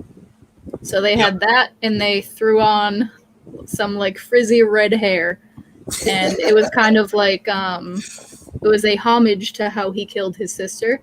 Yeah, when he's wearing the clown mask at the beginning. Yeah. Yeah. But they decided that it was creepy, but it wasn't right. So then, yeah, it would have been like Bozo the Clown as the killer or something. Yeah. Honk, honk. Like some Wayne Gacy shit. You imagine it like he's sneaking around in the house coming after Lori, and you hear the clown shoes like, where is he? Oh God. But yes, there was 2 masks originally. You are correct. And the other one was actually a $1 1975 Captain Kirk mask. Yeah. They ripped the eyebrows and the sideburns off. They painted it white. They spray painted the hair. They I think they made the eyes a little bit wider too. And that one was creepier because of how like emotionless it was. Exactly. Yeah. That was the one that when Carpenter looked at that, he was like, okay, yeah, that's the one. Yep. Because Michael's whole character is almost like he is, he's void of emotion. It's like he has no friggin' soul. And Terrace is too silly for Mike Myers. Yeah. Like Mike Myers is like crusty on Simpsons. I know, I kind of want to see that, actually.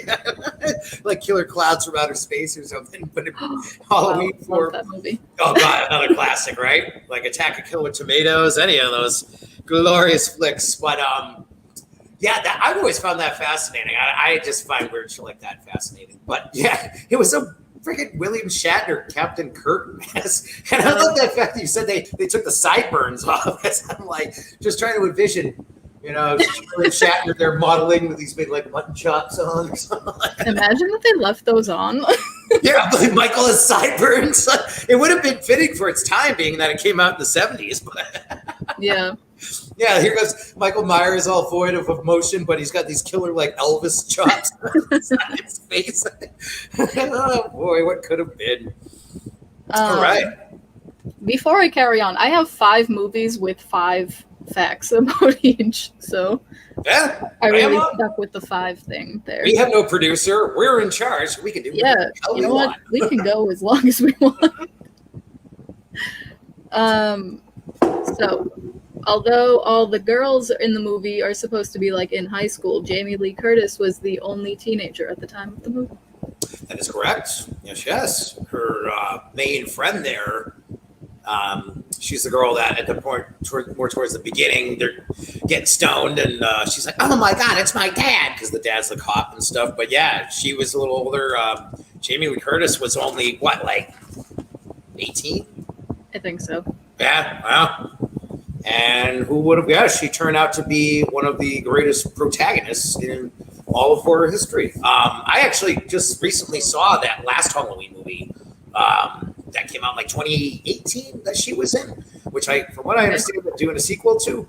And I really like that. I like the fact that the way they did it, they were like, okay, all the other horror Halloween movies in this world like don't exist. So, the 5 billion times that Michael came back really didn't happen. But yeah, I thought the continuing of the story there and having Jamie Lee Curtis back was definitely really cool. And then, this is something I forgot to mention earlier, but because we're throwing out random shit. But while we're on the topic of Halloween, I've always found fascinating about the original Halloween and, my all-time other personal favorites, the Texas Chainsaw Massacre. The original is both flicks. They're really not that bloody at all, when you go back and look at it. Yeah. Tara says, I wonder how many horror teens were actually under 20 in real life. Yeah, that is a good question. Probably many.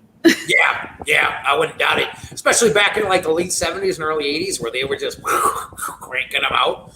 Oh, yeah, I wouldn't doubt that. As a matter of fact, on a quick little related side note, Mila Kunis lied about her age when she got the role as Jackie on that 70s show. That's what I was just thinking about. Yeah, we're surfing on the same wave there, Nighthawk. Yeah, so it happens. So yeah, I wouldn't doubt it. Jamie Lee Curtis probably wasn't the first, and we know definitely it was not the last there. Right. Plus, I mean, it's one of those. Can you imagine anyone else playing Lori? Because really, I could. Like, it wouldn't have worked. No. I don't think. Yeah. Here's to you, Jamie.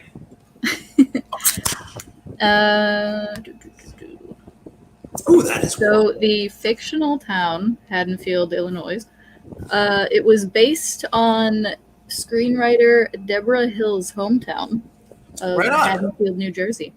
I did And not the know. movie itself was actually filmed in Southern California, which is why, if you look closely in the background, you can see palm trees. Ha ha ha! Interesting little tidbit there, Nighthawk. I couldn't honestly tell you how many times I've seen Halloween, and I never noticed that before. That kind of, yeah, the more you know. Look at that. We need that little rainbow and the star to fly by the screen.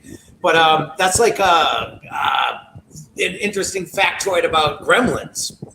If you go back and watch Gremlins, the part when Billy's mom gets attacked when Stripe is in the Christmas tree, somehow Spielberg, everybody missed this. You can actually see the dude behind the Christmas tree, like pushing the tree over on Billy's mom. It's hilarious. They never figured it out. It's still in it to this day. I love shit like that, though. Oh yeah. You know, it's like the poor dwarf that hung himself in Wizard of Oz on the set. Nobody noticed. Whoopsie. So rough.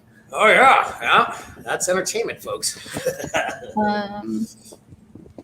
My last little fact about that is, after an early screening of the film, a critic complained that it wasn't very scary, so John Carpenter decided to compose all of the music in just 3 days.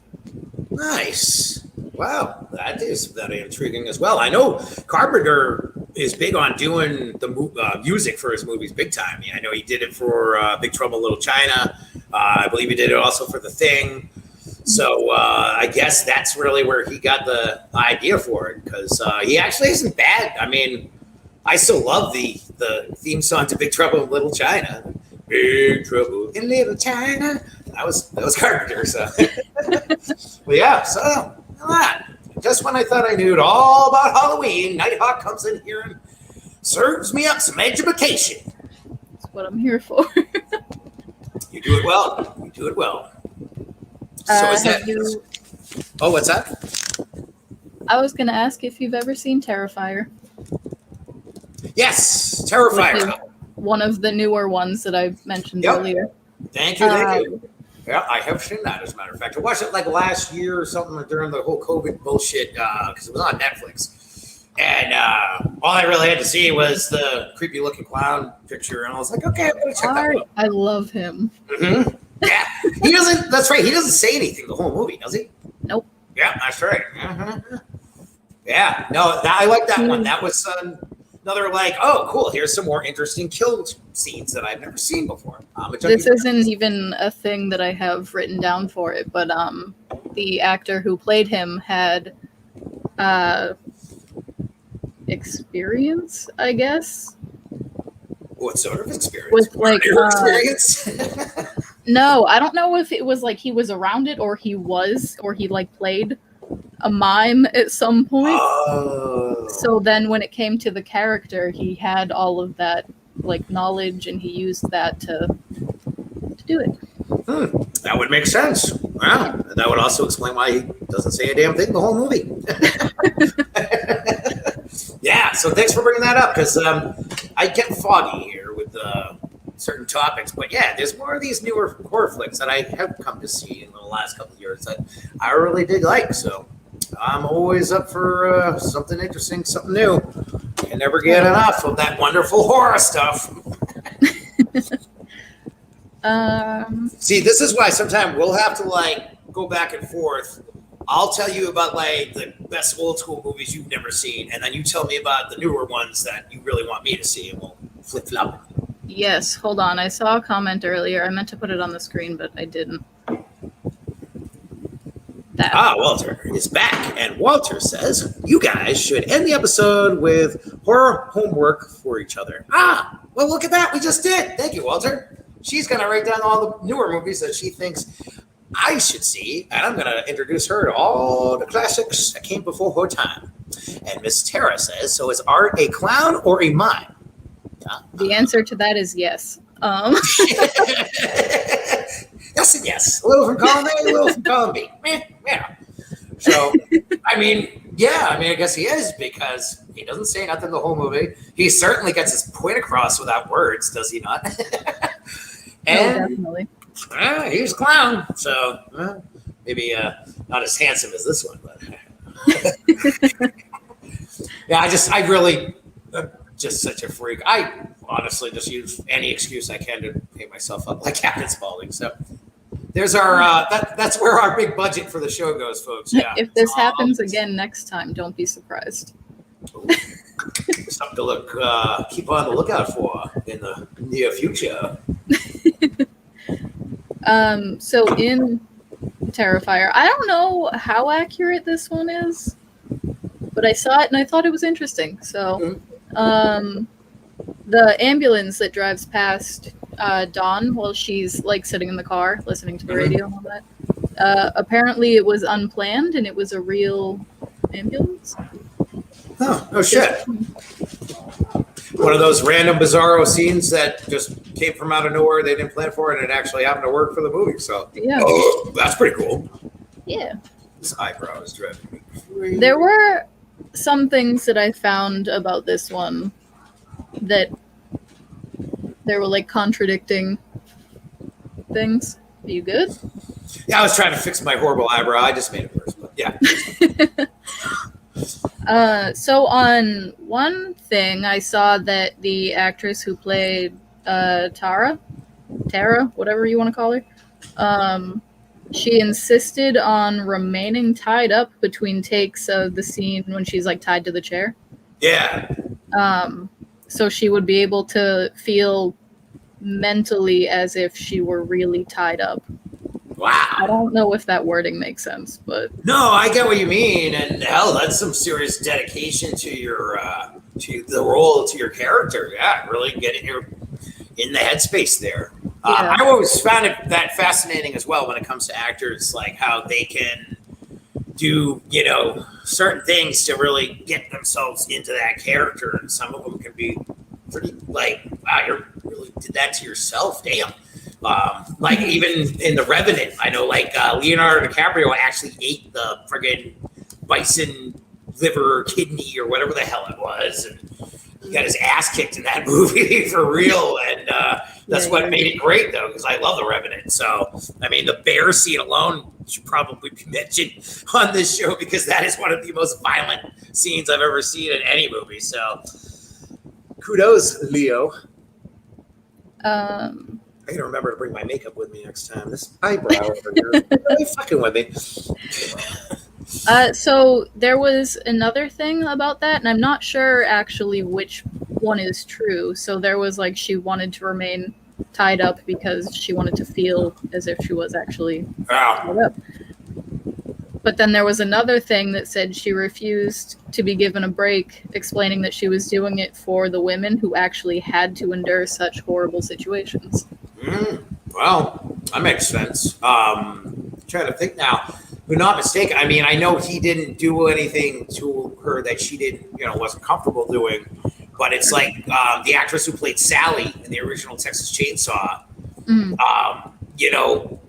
Like, from what I understand, Tobe Hooper was like, all right, I'm going to push you as far as you're willing to go. And I don't know if it was in a way kind of like an S&M project, like, okay, we got to establish a safe word here. Things got to get heavy. But yeah, I mean, the actress who played Sally, she kind of like, she pushed it so much that she kind of had a little nervous breakdown of her own there afterwards, and understandably so. I mean, the whole dinner scene in Texas Chainsaw is just fucking amazing, and so just really messed up. And that's another one, she's tied to the chair and everything. So that movie is actually on my list here. So Texas Chainsaw, yeah. All right. We'll see if I cover anything that you maybe didn't know. That would be like Christmas for me. All right. But Terrifier. So I don't know how to pronounce this man's name. Is it Damien Leon? Leon, like Leon the Professional, another one of my favorite movies. We'll just go with Leon the Professional. Yes. All right. Well, this was supposed to be based on his first short film, The Ninth Circle, which it would share its name with. and it would have featured 3 teenagers being chased by demons in an abandoned hospital. And the project was eventually scrapped and became Terrifier based on his short film of the same name. Huh. Well, look at that. Another one of those situations where it was supposed to be something else and it turned out to be this, and in all likelihood, it was for the best. Yep. Because, like we said, I mean, can you imagine Halloween with Bozo trying to kill Corey? I mean, I can, and now I kind of want to see it. To be honest, it's just going to be hilarious. He's got his little horn, like, hang on. Oh my. And I don't know, this probably isn't news to anyone, but the last thing that I have is this is a return for Art the Clown as he was first seen in All Hallows Eve. Oh, wow. That is intriguing. I forgot all about that. All Hallows Eve. Yeah. Very underrated flick. Much like Trick or Treat. A lot of people somehow don't know about Trick or Treat, and Trick or Treat is awesome. That movie's badass. Yeah, that's like one of those kind of Tales from the Dark Side or Tales from the Hood kind of flicks where you got all, the separate stories that are all kind of somewhat intertwined. Right. Yeah, love that flick, actually. Speaking of which, Tales from the Hood. I love that movie. I hadn't seen it, though, in years. I just watched it again the other night.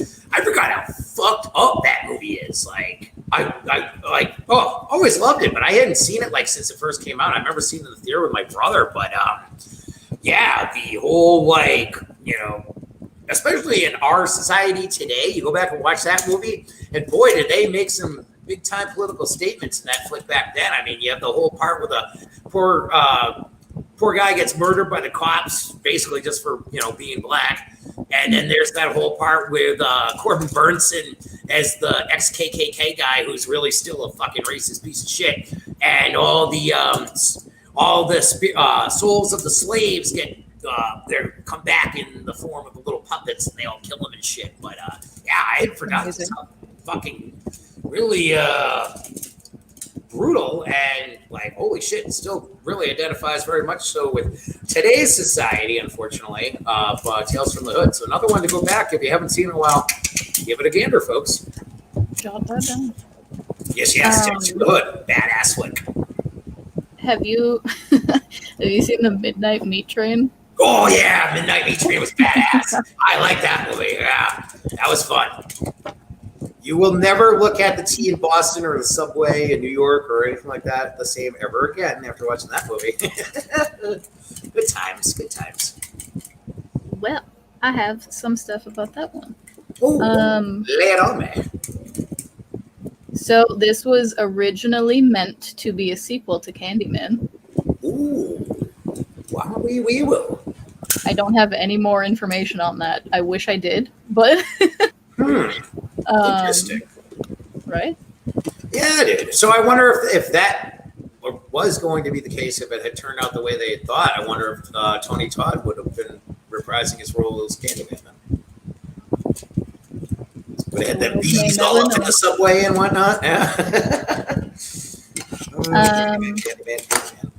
In the movie Silver Linings Playbook, Jennifer Lawrence and Bradley Cooper walk by a theater that is showing the Midnight Meat Train. Oh, no way. I never noticed that before. That was a good movie. I actually did see Silver Linings Playbook, and I did not pick up on that, so good on you. Let's see. We got the train in the film is a modified 2200 Chicago elevated car.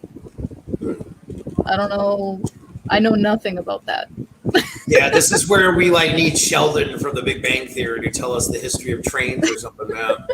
My dad would probably know what that is. My dad loves trains.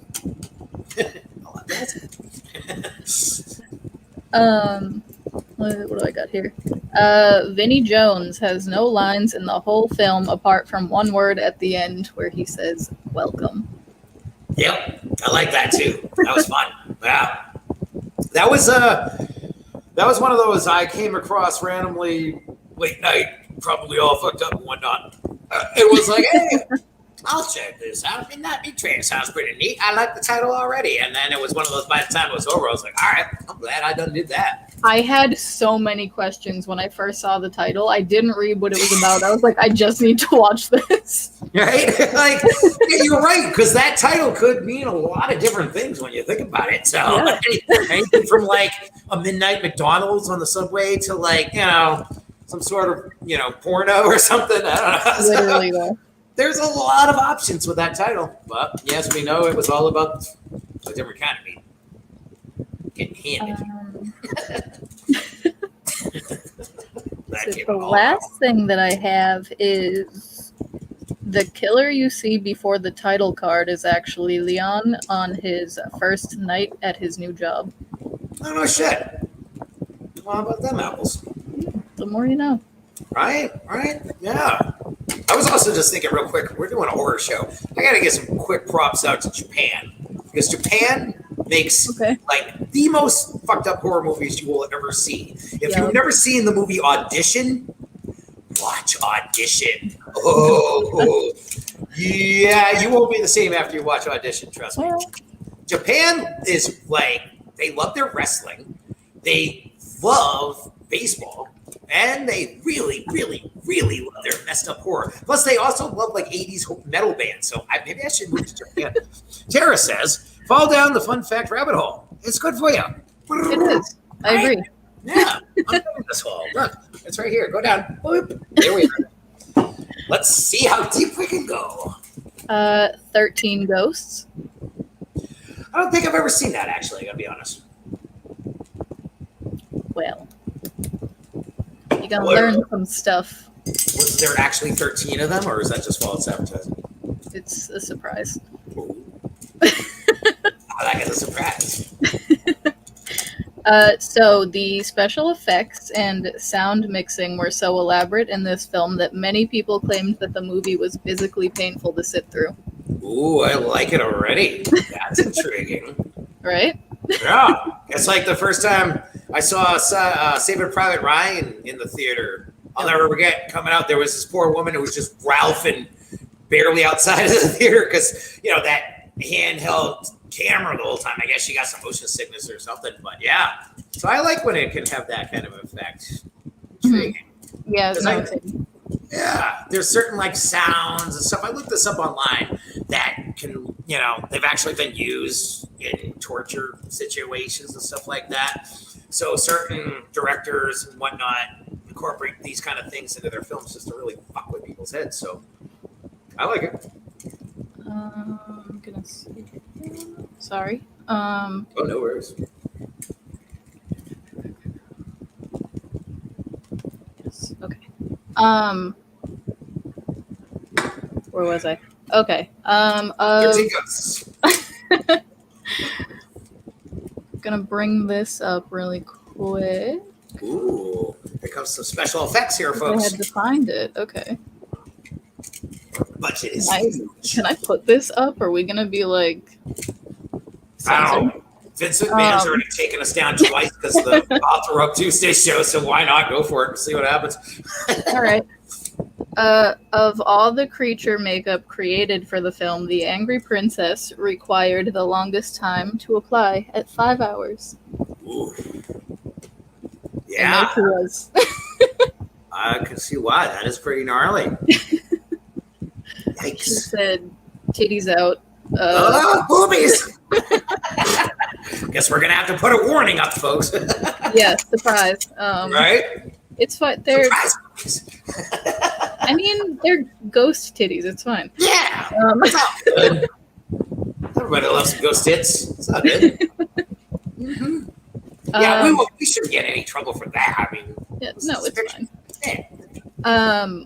A rumor began that the role of the Angry Princess was played by adult film actress Aria Giovanni using a pseudonym, and it was incorrect, and she was actually in an adult parody titled 13 Erotic Ghosts.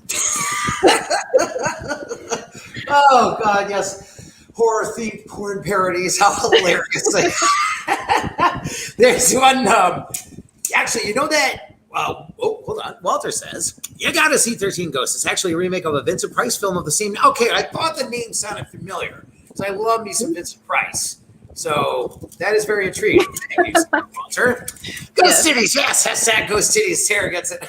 We'll add that to the list. Oh yeah, we gotta add hashtag Ghost Titties. Crap. What was I just gonna say now? Oh no. Damn it! I had something in it. Well, there you go. I forgot to put our thing back up. I am so sorry. I felt exposed for a second. I know, right? Look at us all hanging out there. Speaking of Ghost Titties. Oh crap! Shit, I had something there, so you might as well keep going because I think I lost. All right. In the original 13 Ghosts, the nephew who inherited the mansion was Cyrus Zorba. If I butcher these names, I am so sorry. Don't worry about it, man. And in this movie, the uncle who left his mansion to his nephew is Cyrus Criticos? I don't know. One of those. I hear Cyrus. I just expected to hear you say Cyrus the Virus from Con Air, so I don't know. And it was Steve Beck's directorial debut. After that, he would direct one more film, Ghost Ship. Yes, I know the original Ghost Ship from like late 70s, I want to say early 80s, but I wasn't aware that there was a new Ghost Ship. I wonder how many ghost titties are on that Ghost Ship. They're sailing to the island of Ghost Titties. What an island. Right? Everybody wants to go to Ghost City Island, do they not? Oh, boy. Yeah, that sounds like a good place for Captain Spaulding, that's for sure. Oh, my captain. How I miss him. Good old Sid. It was actually his birthday just last week or so. So here's to the real captain. Sid Haig, I love you, buddy. Rest in power. I will continue on the tradition whenever I can. Don't you worry. I basically have the teeth for it anyways. Oh, shit. Okay. Boop. My next one is the Texas Chainsaw Massacre. Yes, this is what I've been waiting for. Right. This one requires a lot of reading. Okay, so Toby Hooper said the light bulb moment that really ignited the film came at a department store during the Christmas 1972 shopping rush. He said there were these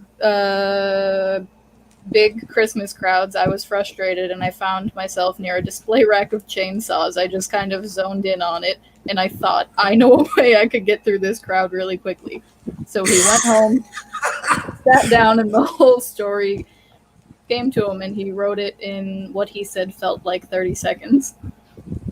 Yeah, I can see why. That's basically how I feel every time I'm in a grocery store. I just want to... Yeah, I get it. Yeah, makes perfect sense, right? That's badass. I know part of it, the idea did come, he said, from when he was a kid. I don't know if he was actually from Texas or he lived part of his life in Texas, but he said about how, some adult in his life at that point told him the whole ghost story, if you will, about Ed Gein.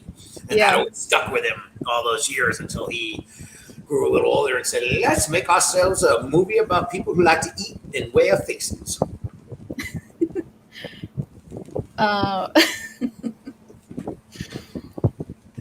The Texas Chainsaw Massacre was not the original title. After inspiration struck, Hooper and co-writer Kim, I don't know what that says. I do know this woman's name, and I can't remember it now. I had the poster up on my wall for like 25 years, so I should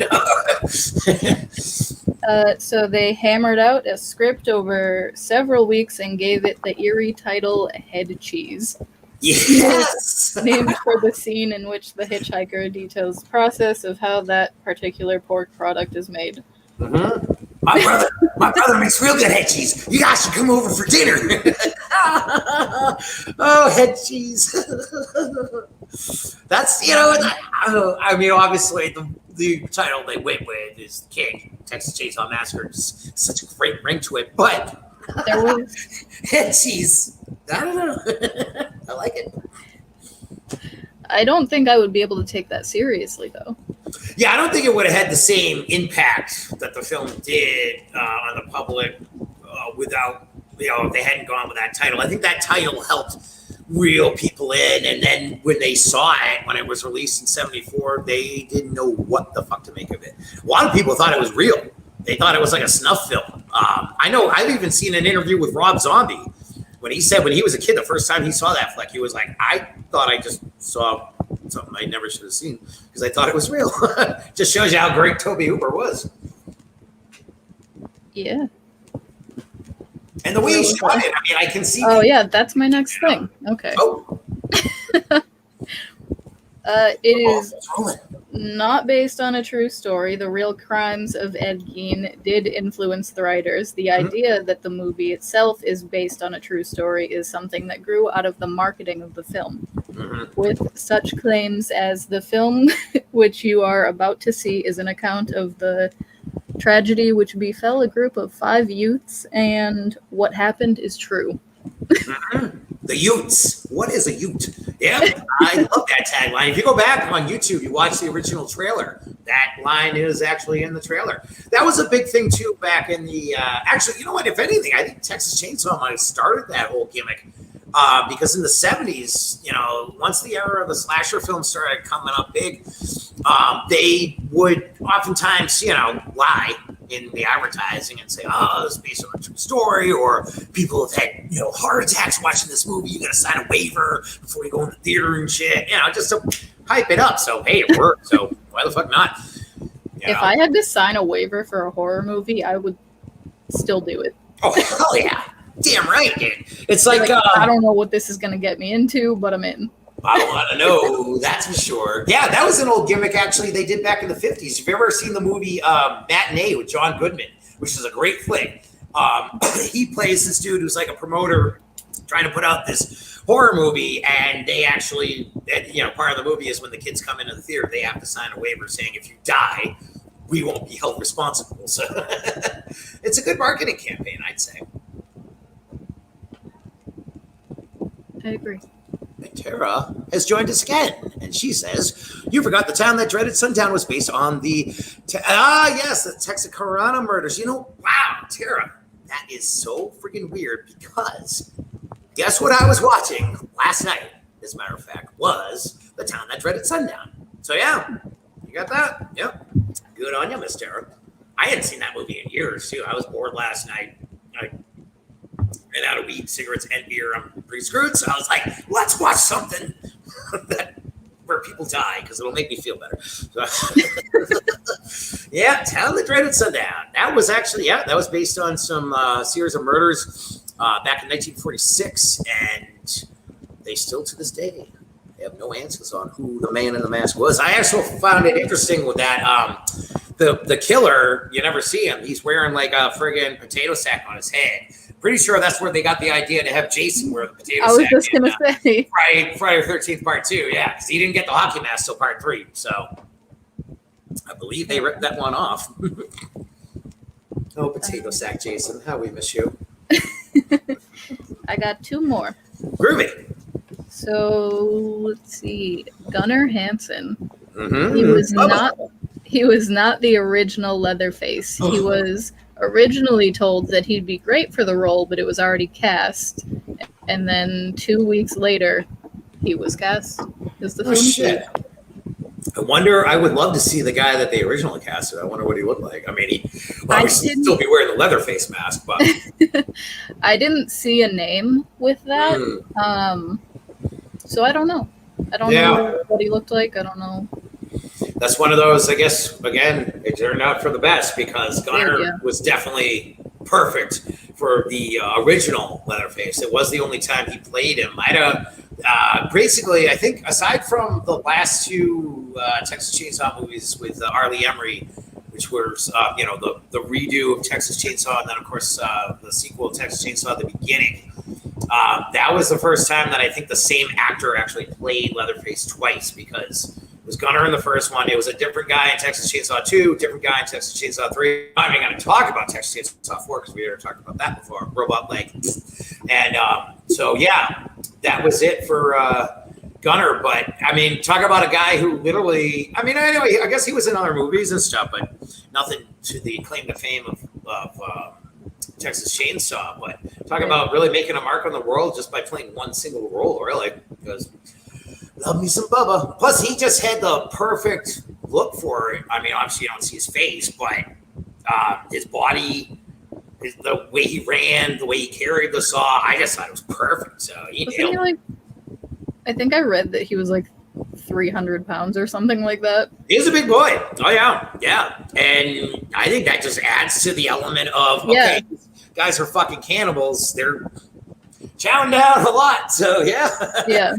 And then I don't know, I just thought it worked too, because then if you look like his hitchhiker brother there, Head Cheese, he's like skinny and scrawny, but he's got that weird birthmark thing on his face and stuff. And then there's the dad who owns the barbecue store, restaurant or gas station, if you will. And he's like a bit more on the scrawnier side or whatever. So I guess Bubba was doing the fair share of the eating there. I mean, hell, if I was a cannibal, I'd be a lot fatter than I am right now. I'd be fucking chowing that shit. Yum, yum. They say it tastes like chicken. Don't forget to take home some tasty fried chicken. It just tastes so damn good. Bak, bak, bak, bak, bak, bak. Oh my god. I'm sorry. No, you're good. You're so good. Last one. All right. And we are also about to hit 2 hours. Right? And here I was like, oh, yeah, we'll do it in like an hour. Yeah, no. So Leatherface was I don't know how to word this. Leatherface was inspired by real mental patients. Like, he had no real dialogue and his face was hidden by a mask, so Hansen had to come up with other ways to express who he thought Leatherface was. So to squeal like a pig, he studied a friend's pig, and then to capture the mental instability of the character, he went to an Austin mental hospital and studied the movements of the patients there, which he then incorporated into his performance. Wow, that's awesome. That I did not know, and that's pretty damn cool. That's some serious dedication to your role. Right. And it shows. Big too, like. Yeah. Well, I mean, it's like the oh god, is it the kid that he kills first when they're the guy and the girl that are looking to go swimming, and then of course they eat gas, and he's one that comes knocking on the door, which I love that part, and the same the girl and the dude after. I love this, like, just because it was the 70s, like, you knock on somebody's door and they don't answer, so you're like, hey, I'll just open this door and walk in, see what's going on. Because that's exactly what they do. And then the dude's like walking up, and you hear those like perfect like wait noises. Mm-hmm. And that's Bubba in the next room, like luring it in, and of course bashes him in the head with a hammer. I love that part, like the guy's leg is shaking and Bubba just drags him away and then slams that big metal door, and it's like, all right, this is what this movie's gonna be like. Okay, cool. But then after he kills the girlfriend, he puts her up on the hook. And then the other friend, the dude with the glasses, comes in, and of course he smashes his face in. He comes in, he sees the girl in the fucking fridge and sees his buddy all hacked up. And then I love that part right immediately after he kills the third kid, because he just plays like the psycho mental patient really well. He runs into the other room. He's like looking out the window. He's freaking out. He doesn't know what to do, but he doesn't talk. And he makes those little like grunts and little noises and stuff. And then he's like sitting there next to the chicken cage, and he's just like rocking back and forth, and he doesn't know what the fuck to do, but he still knows, hey, I want to kill him and eat him. So yeah, way to go, Gunner. That's pretty interesting, because he really did his research there, because he nailed it. That was another one of the reasons why people thought that movie was fucking real when it came out, because he really added to that element of thinking, what are we watching here? Wow. Pardon me. So look at that. Nighthawk, teaching me something I didn't know about one of the all-time greatest horror movies in cinema history. I'm actually really proud of that. Okay. You should be. Yeah, no, I commend you. That's pretty badass. Just when I thought I knew it all, look at that. We know something new now. So a new wrinkle in the old brain for Mr. Jack Torrance. I appreciate it. And if I didn't know that, I'd be shocked if anybody else watching this did. And if you did, good on you, because apparently you got more memory bank storage left than I do. Well. I guess that just leaves us with our favorites. Even though we pretty much talked about all of them now. Yeah, I feel like we already covered. I mean, I did. If you have anything else, go for it. Add it. Yeah. Okay. So I do actually, because there's something here we really have to mention that we have not. I know we talked earlier about like what we were going to do. We really just put the show together this week, folks. We had no idea what the hell we were doing. Tara says made my brain tingle. So see, you got her and me. Look at that. That's the double deuce right there. The 2-for-1 special. But yeah, we had talked about what the hell are we going to talk about, you know? And one of the things we decided on was what was going to be our top 5 favorite horror flicks, which it's so hard. I couldn't do it. I couldn't pick 5. Just no. But all these other movies on my list we have mentioned, of course, The Shining, Jack Torrance. We had to mention The Shining. Hello. Right. American Werewolf in London, Evil Dead, John Carpenter's The Thing, the original Night of the Living Dead, the Texas Chainsaw Massacre. But there is one film we have not mentioned at all throughout this show, which we don't have any right doing a horror show if we do not mention this film, and that would be The Exorcist. If I had to name one, like really gun to my head, what's the best? It's like Texas Chainsaw, Night of the Living Dead, and The Exorcist. I don't know.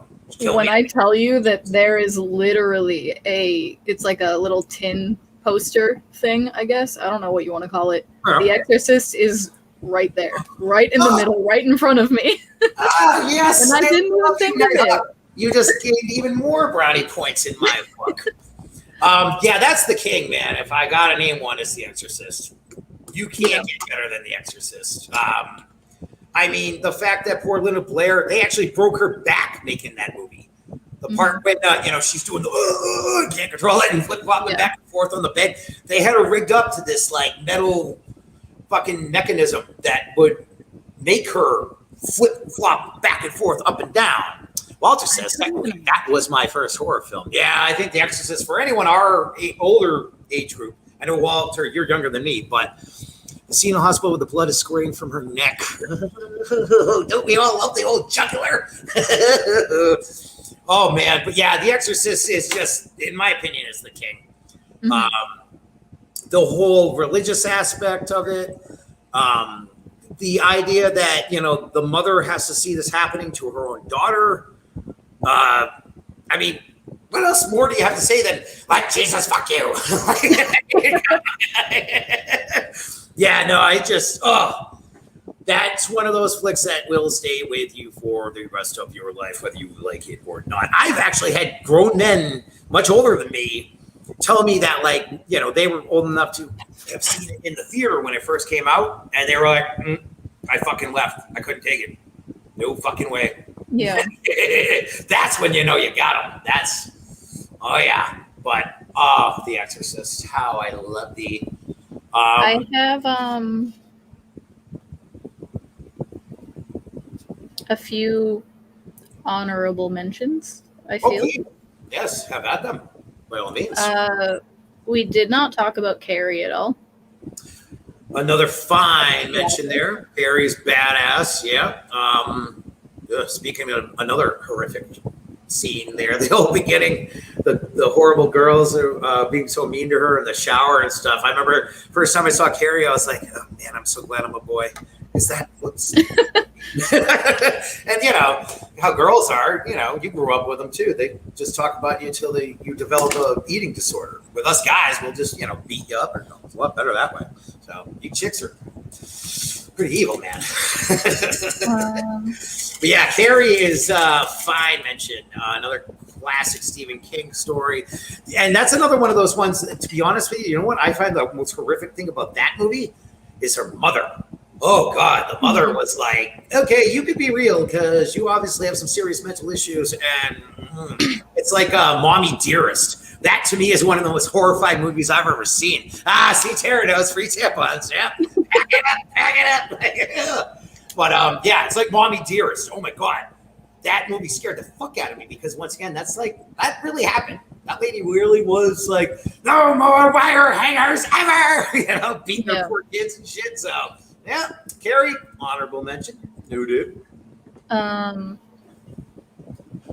Remember when I was like, we already talked about them, but I thought of 5 while you were talking about yours. I'm sure I gave you enough time with my ramblings. Amityville Horror. Yes, James Brolin. Love that. So good. They did remake that with Ryan Reynolds, didn't they? I believe they did. I really enjoy that one as well. I don't think I've seen the Ryan Reynolds one, and I love Ryan Reynolds. I mean, hello, Waiting, Deadpool. Yep. But yeah, I'll have to give it a gander. He I can't form sentences. He Ryan really Reynolds played that role very well. Yeah. Right on. That's good to hear because, you know, it's one of those things, again, I am very iffy on remakes, redos, any of that crap because 90% of the time they suck. It's like, do you remember that god-awful remake of Psycho they did with Vince Vaughn and Anne Heche years ago? Like, never should have done that one. We don't need to talk about it. Stick with old school. Stick with, you know, doing movies with Owen Wilson. Stay away from the horror bits. You ain't got it. You ain't got it. Sorry, pal. I got a couple like real old school ones for you. Dig the old school, as you know. We got Dracula. How could you not? Nosferatu. I always fuck that up. Nosferatu. Yep. That one.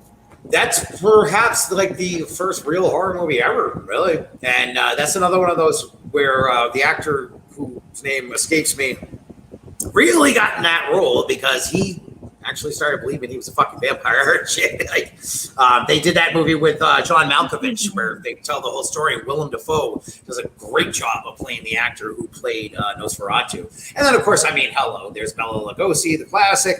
And then, of course, the Bram Stoker's Dracula from the early 90s with Gary Oldman as Dracula. Oh, God, I love Gary Oldman. He's a man. Not to mention, that, like, I mean, the movie is so badass. Francis Ford Coppola, can't say enough great things. I mean, hello, Apocalypse Now. But I love Keanu Reeves as Jonathan Harker in that movie. Like, the one part that I especially always crack up at is when Dracula, you know, you hear the wolves howling outside. He goes, children of the night, what beautiful music they make. And then Keanu looks at him, he's like, music, those animals. Like his hair keeps turning white the whole movie. Like, oh, Keanu, how I love you. Just Keanu trying to do a English accent there. That was good times. But yeah, Gary Oldman, love that dude. What was my last one? Yeah, because I covered them all. Otherwise, I wouldn't have thrown my sheet on the floor. Would you? I don't even know. I mean, I guess. Yeah. Did you have another? I mean, there's so many flicks out there. No, there really are. I'm sure I've missed some. The Lost Boys. Oh, God. How do we not talk about the Lost Boys? What I genuinely do not know. Yeah, no. Yeah, the best film that Joel Schumacher ever did. Reefer Sutherland as David. Oh, God. Amazing. You know? Just how can you not say enough good things about Lost Boys? That's a movie for me, too, because, you know, I was old enough to be around when that came out. And I remember my brother and my older cousins and stuff were all like, oh, Lost Boys, Lost Boys. And I don't even know how old I was the first time I saw it, but I was instantly hooked. That whole scene when they really introduce Michael to what they're all about, you know what I'm talking about, the bonfire scene with Aerosmith playing. Oh, God, how badass is that? Excuse me. I love it, especially when they bite the bald dude right in the head. Invasion of the Body Snatchers. Yes, another classic one, Tara. Absolutely. You know what?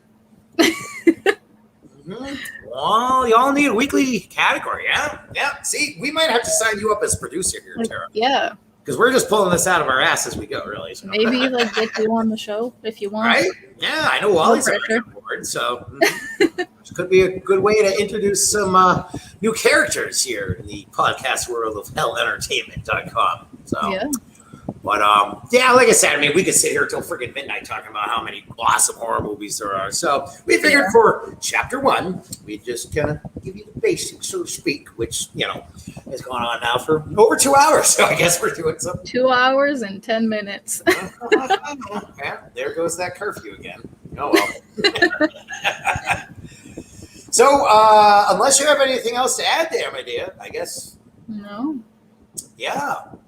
I guess then that will do it. So we want to thank everybody out there who was cool enough to check us out. Tara and Wally, thank you guys so much for chiming in, giving your thoughts. We greatly appreciate that. And to our boy, the podcast kid, we will see you again next week on, what's it going to be now? Match 15 of Off the Rope Tuesdays? I think it might be 16. Or is it 16? Well, you know me in math, so yeah, either way. We shall return with Mr. Diggs, the podcast kid, next week for another exciting edition of Off the Ropes Tuesdays. And where we talk about our dream matches. Oh, yes. Is that? Yeah. I believe that is the topic we discussed, is it not? Mm-hmm. Yep. So, should be a very exciting show for all you wrestling fans out there. But for all you genuine horror fans, we love you. Thank you so much for checking us out. Walt says an amazing 2 hours and 10 minutes. LOL, everybody. We hope you had as much fun as we did because we had a freaking blast. And I'm not even stoned or drunk, so look at that.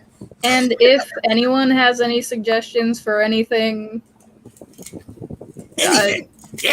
email us. It's hellentertainment@gmail.com. We don't have a special one for this. Yeah, we might have to figure one out. But in the meantime, just go with the Hell Entertainment Gmail. And we would love to hear from you, just like with Off the Rope Tuesdays. If you guys got something you want us to talk about, anything at all, you let us know. We are here for the people who love the horror, just like we. I said it today in some little flyer I put up on Facebook. This is a horror show for horror fans done by horror fans, because that's what we is.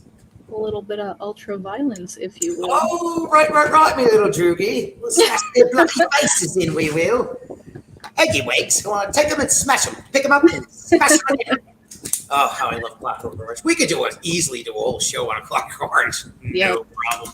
No, definitely. I guess that, that is a movie that I guess some people would consider a horror movie in a way, Some pretty gnarly shit happens. So, perhaps a discussion for next time. Yes, next time.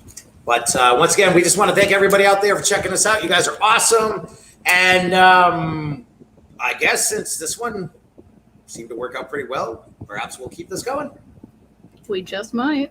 All right. So until next time, for the lovely and talented Miss Nighthawk, I am Jack Torrance, and see you in your dreams, kids.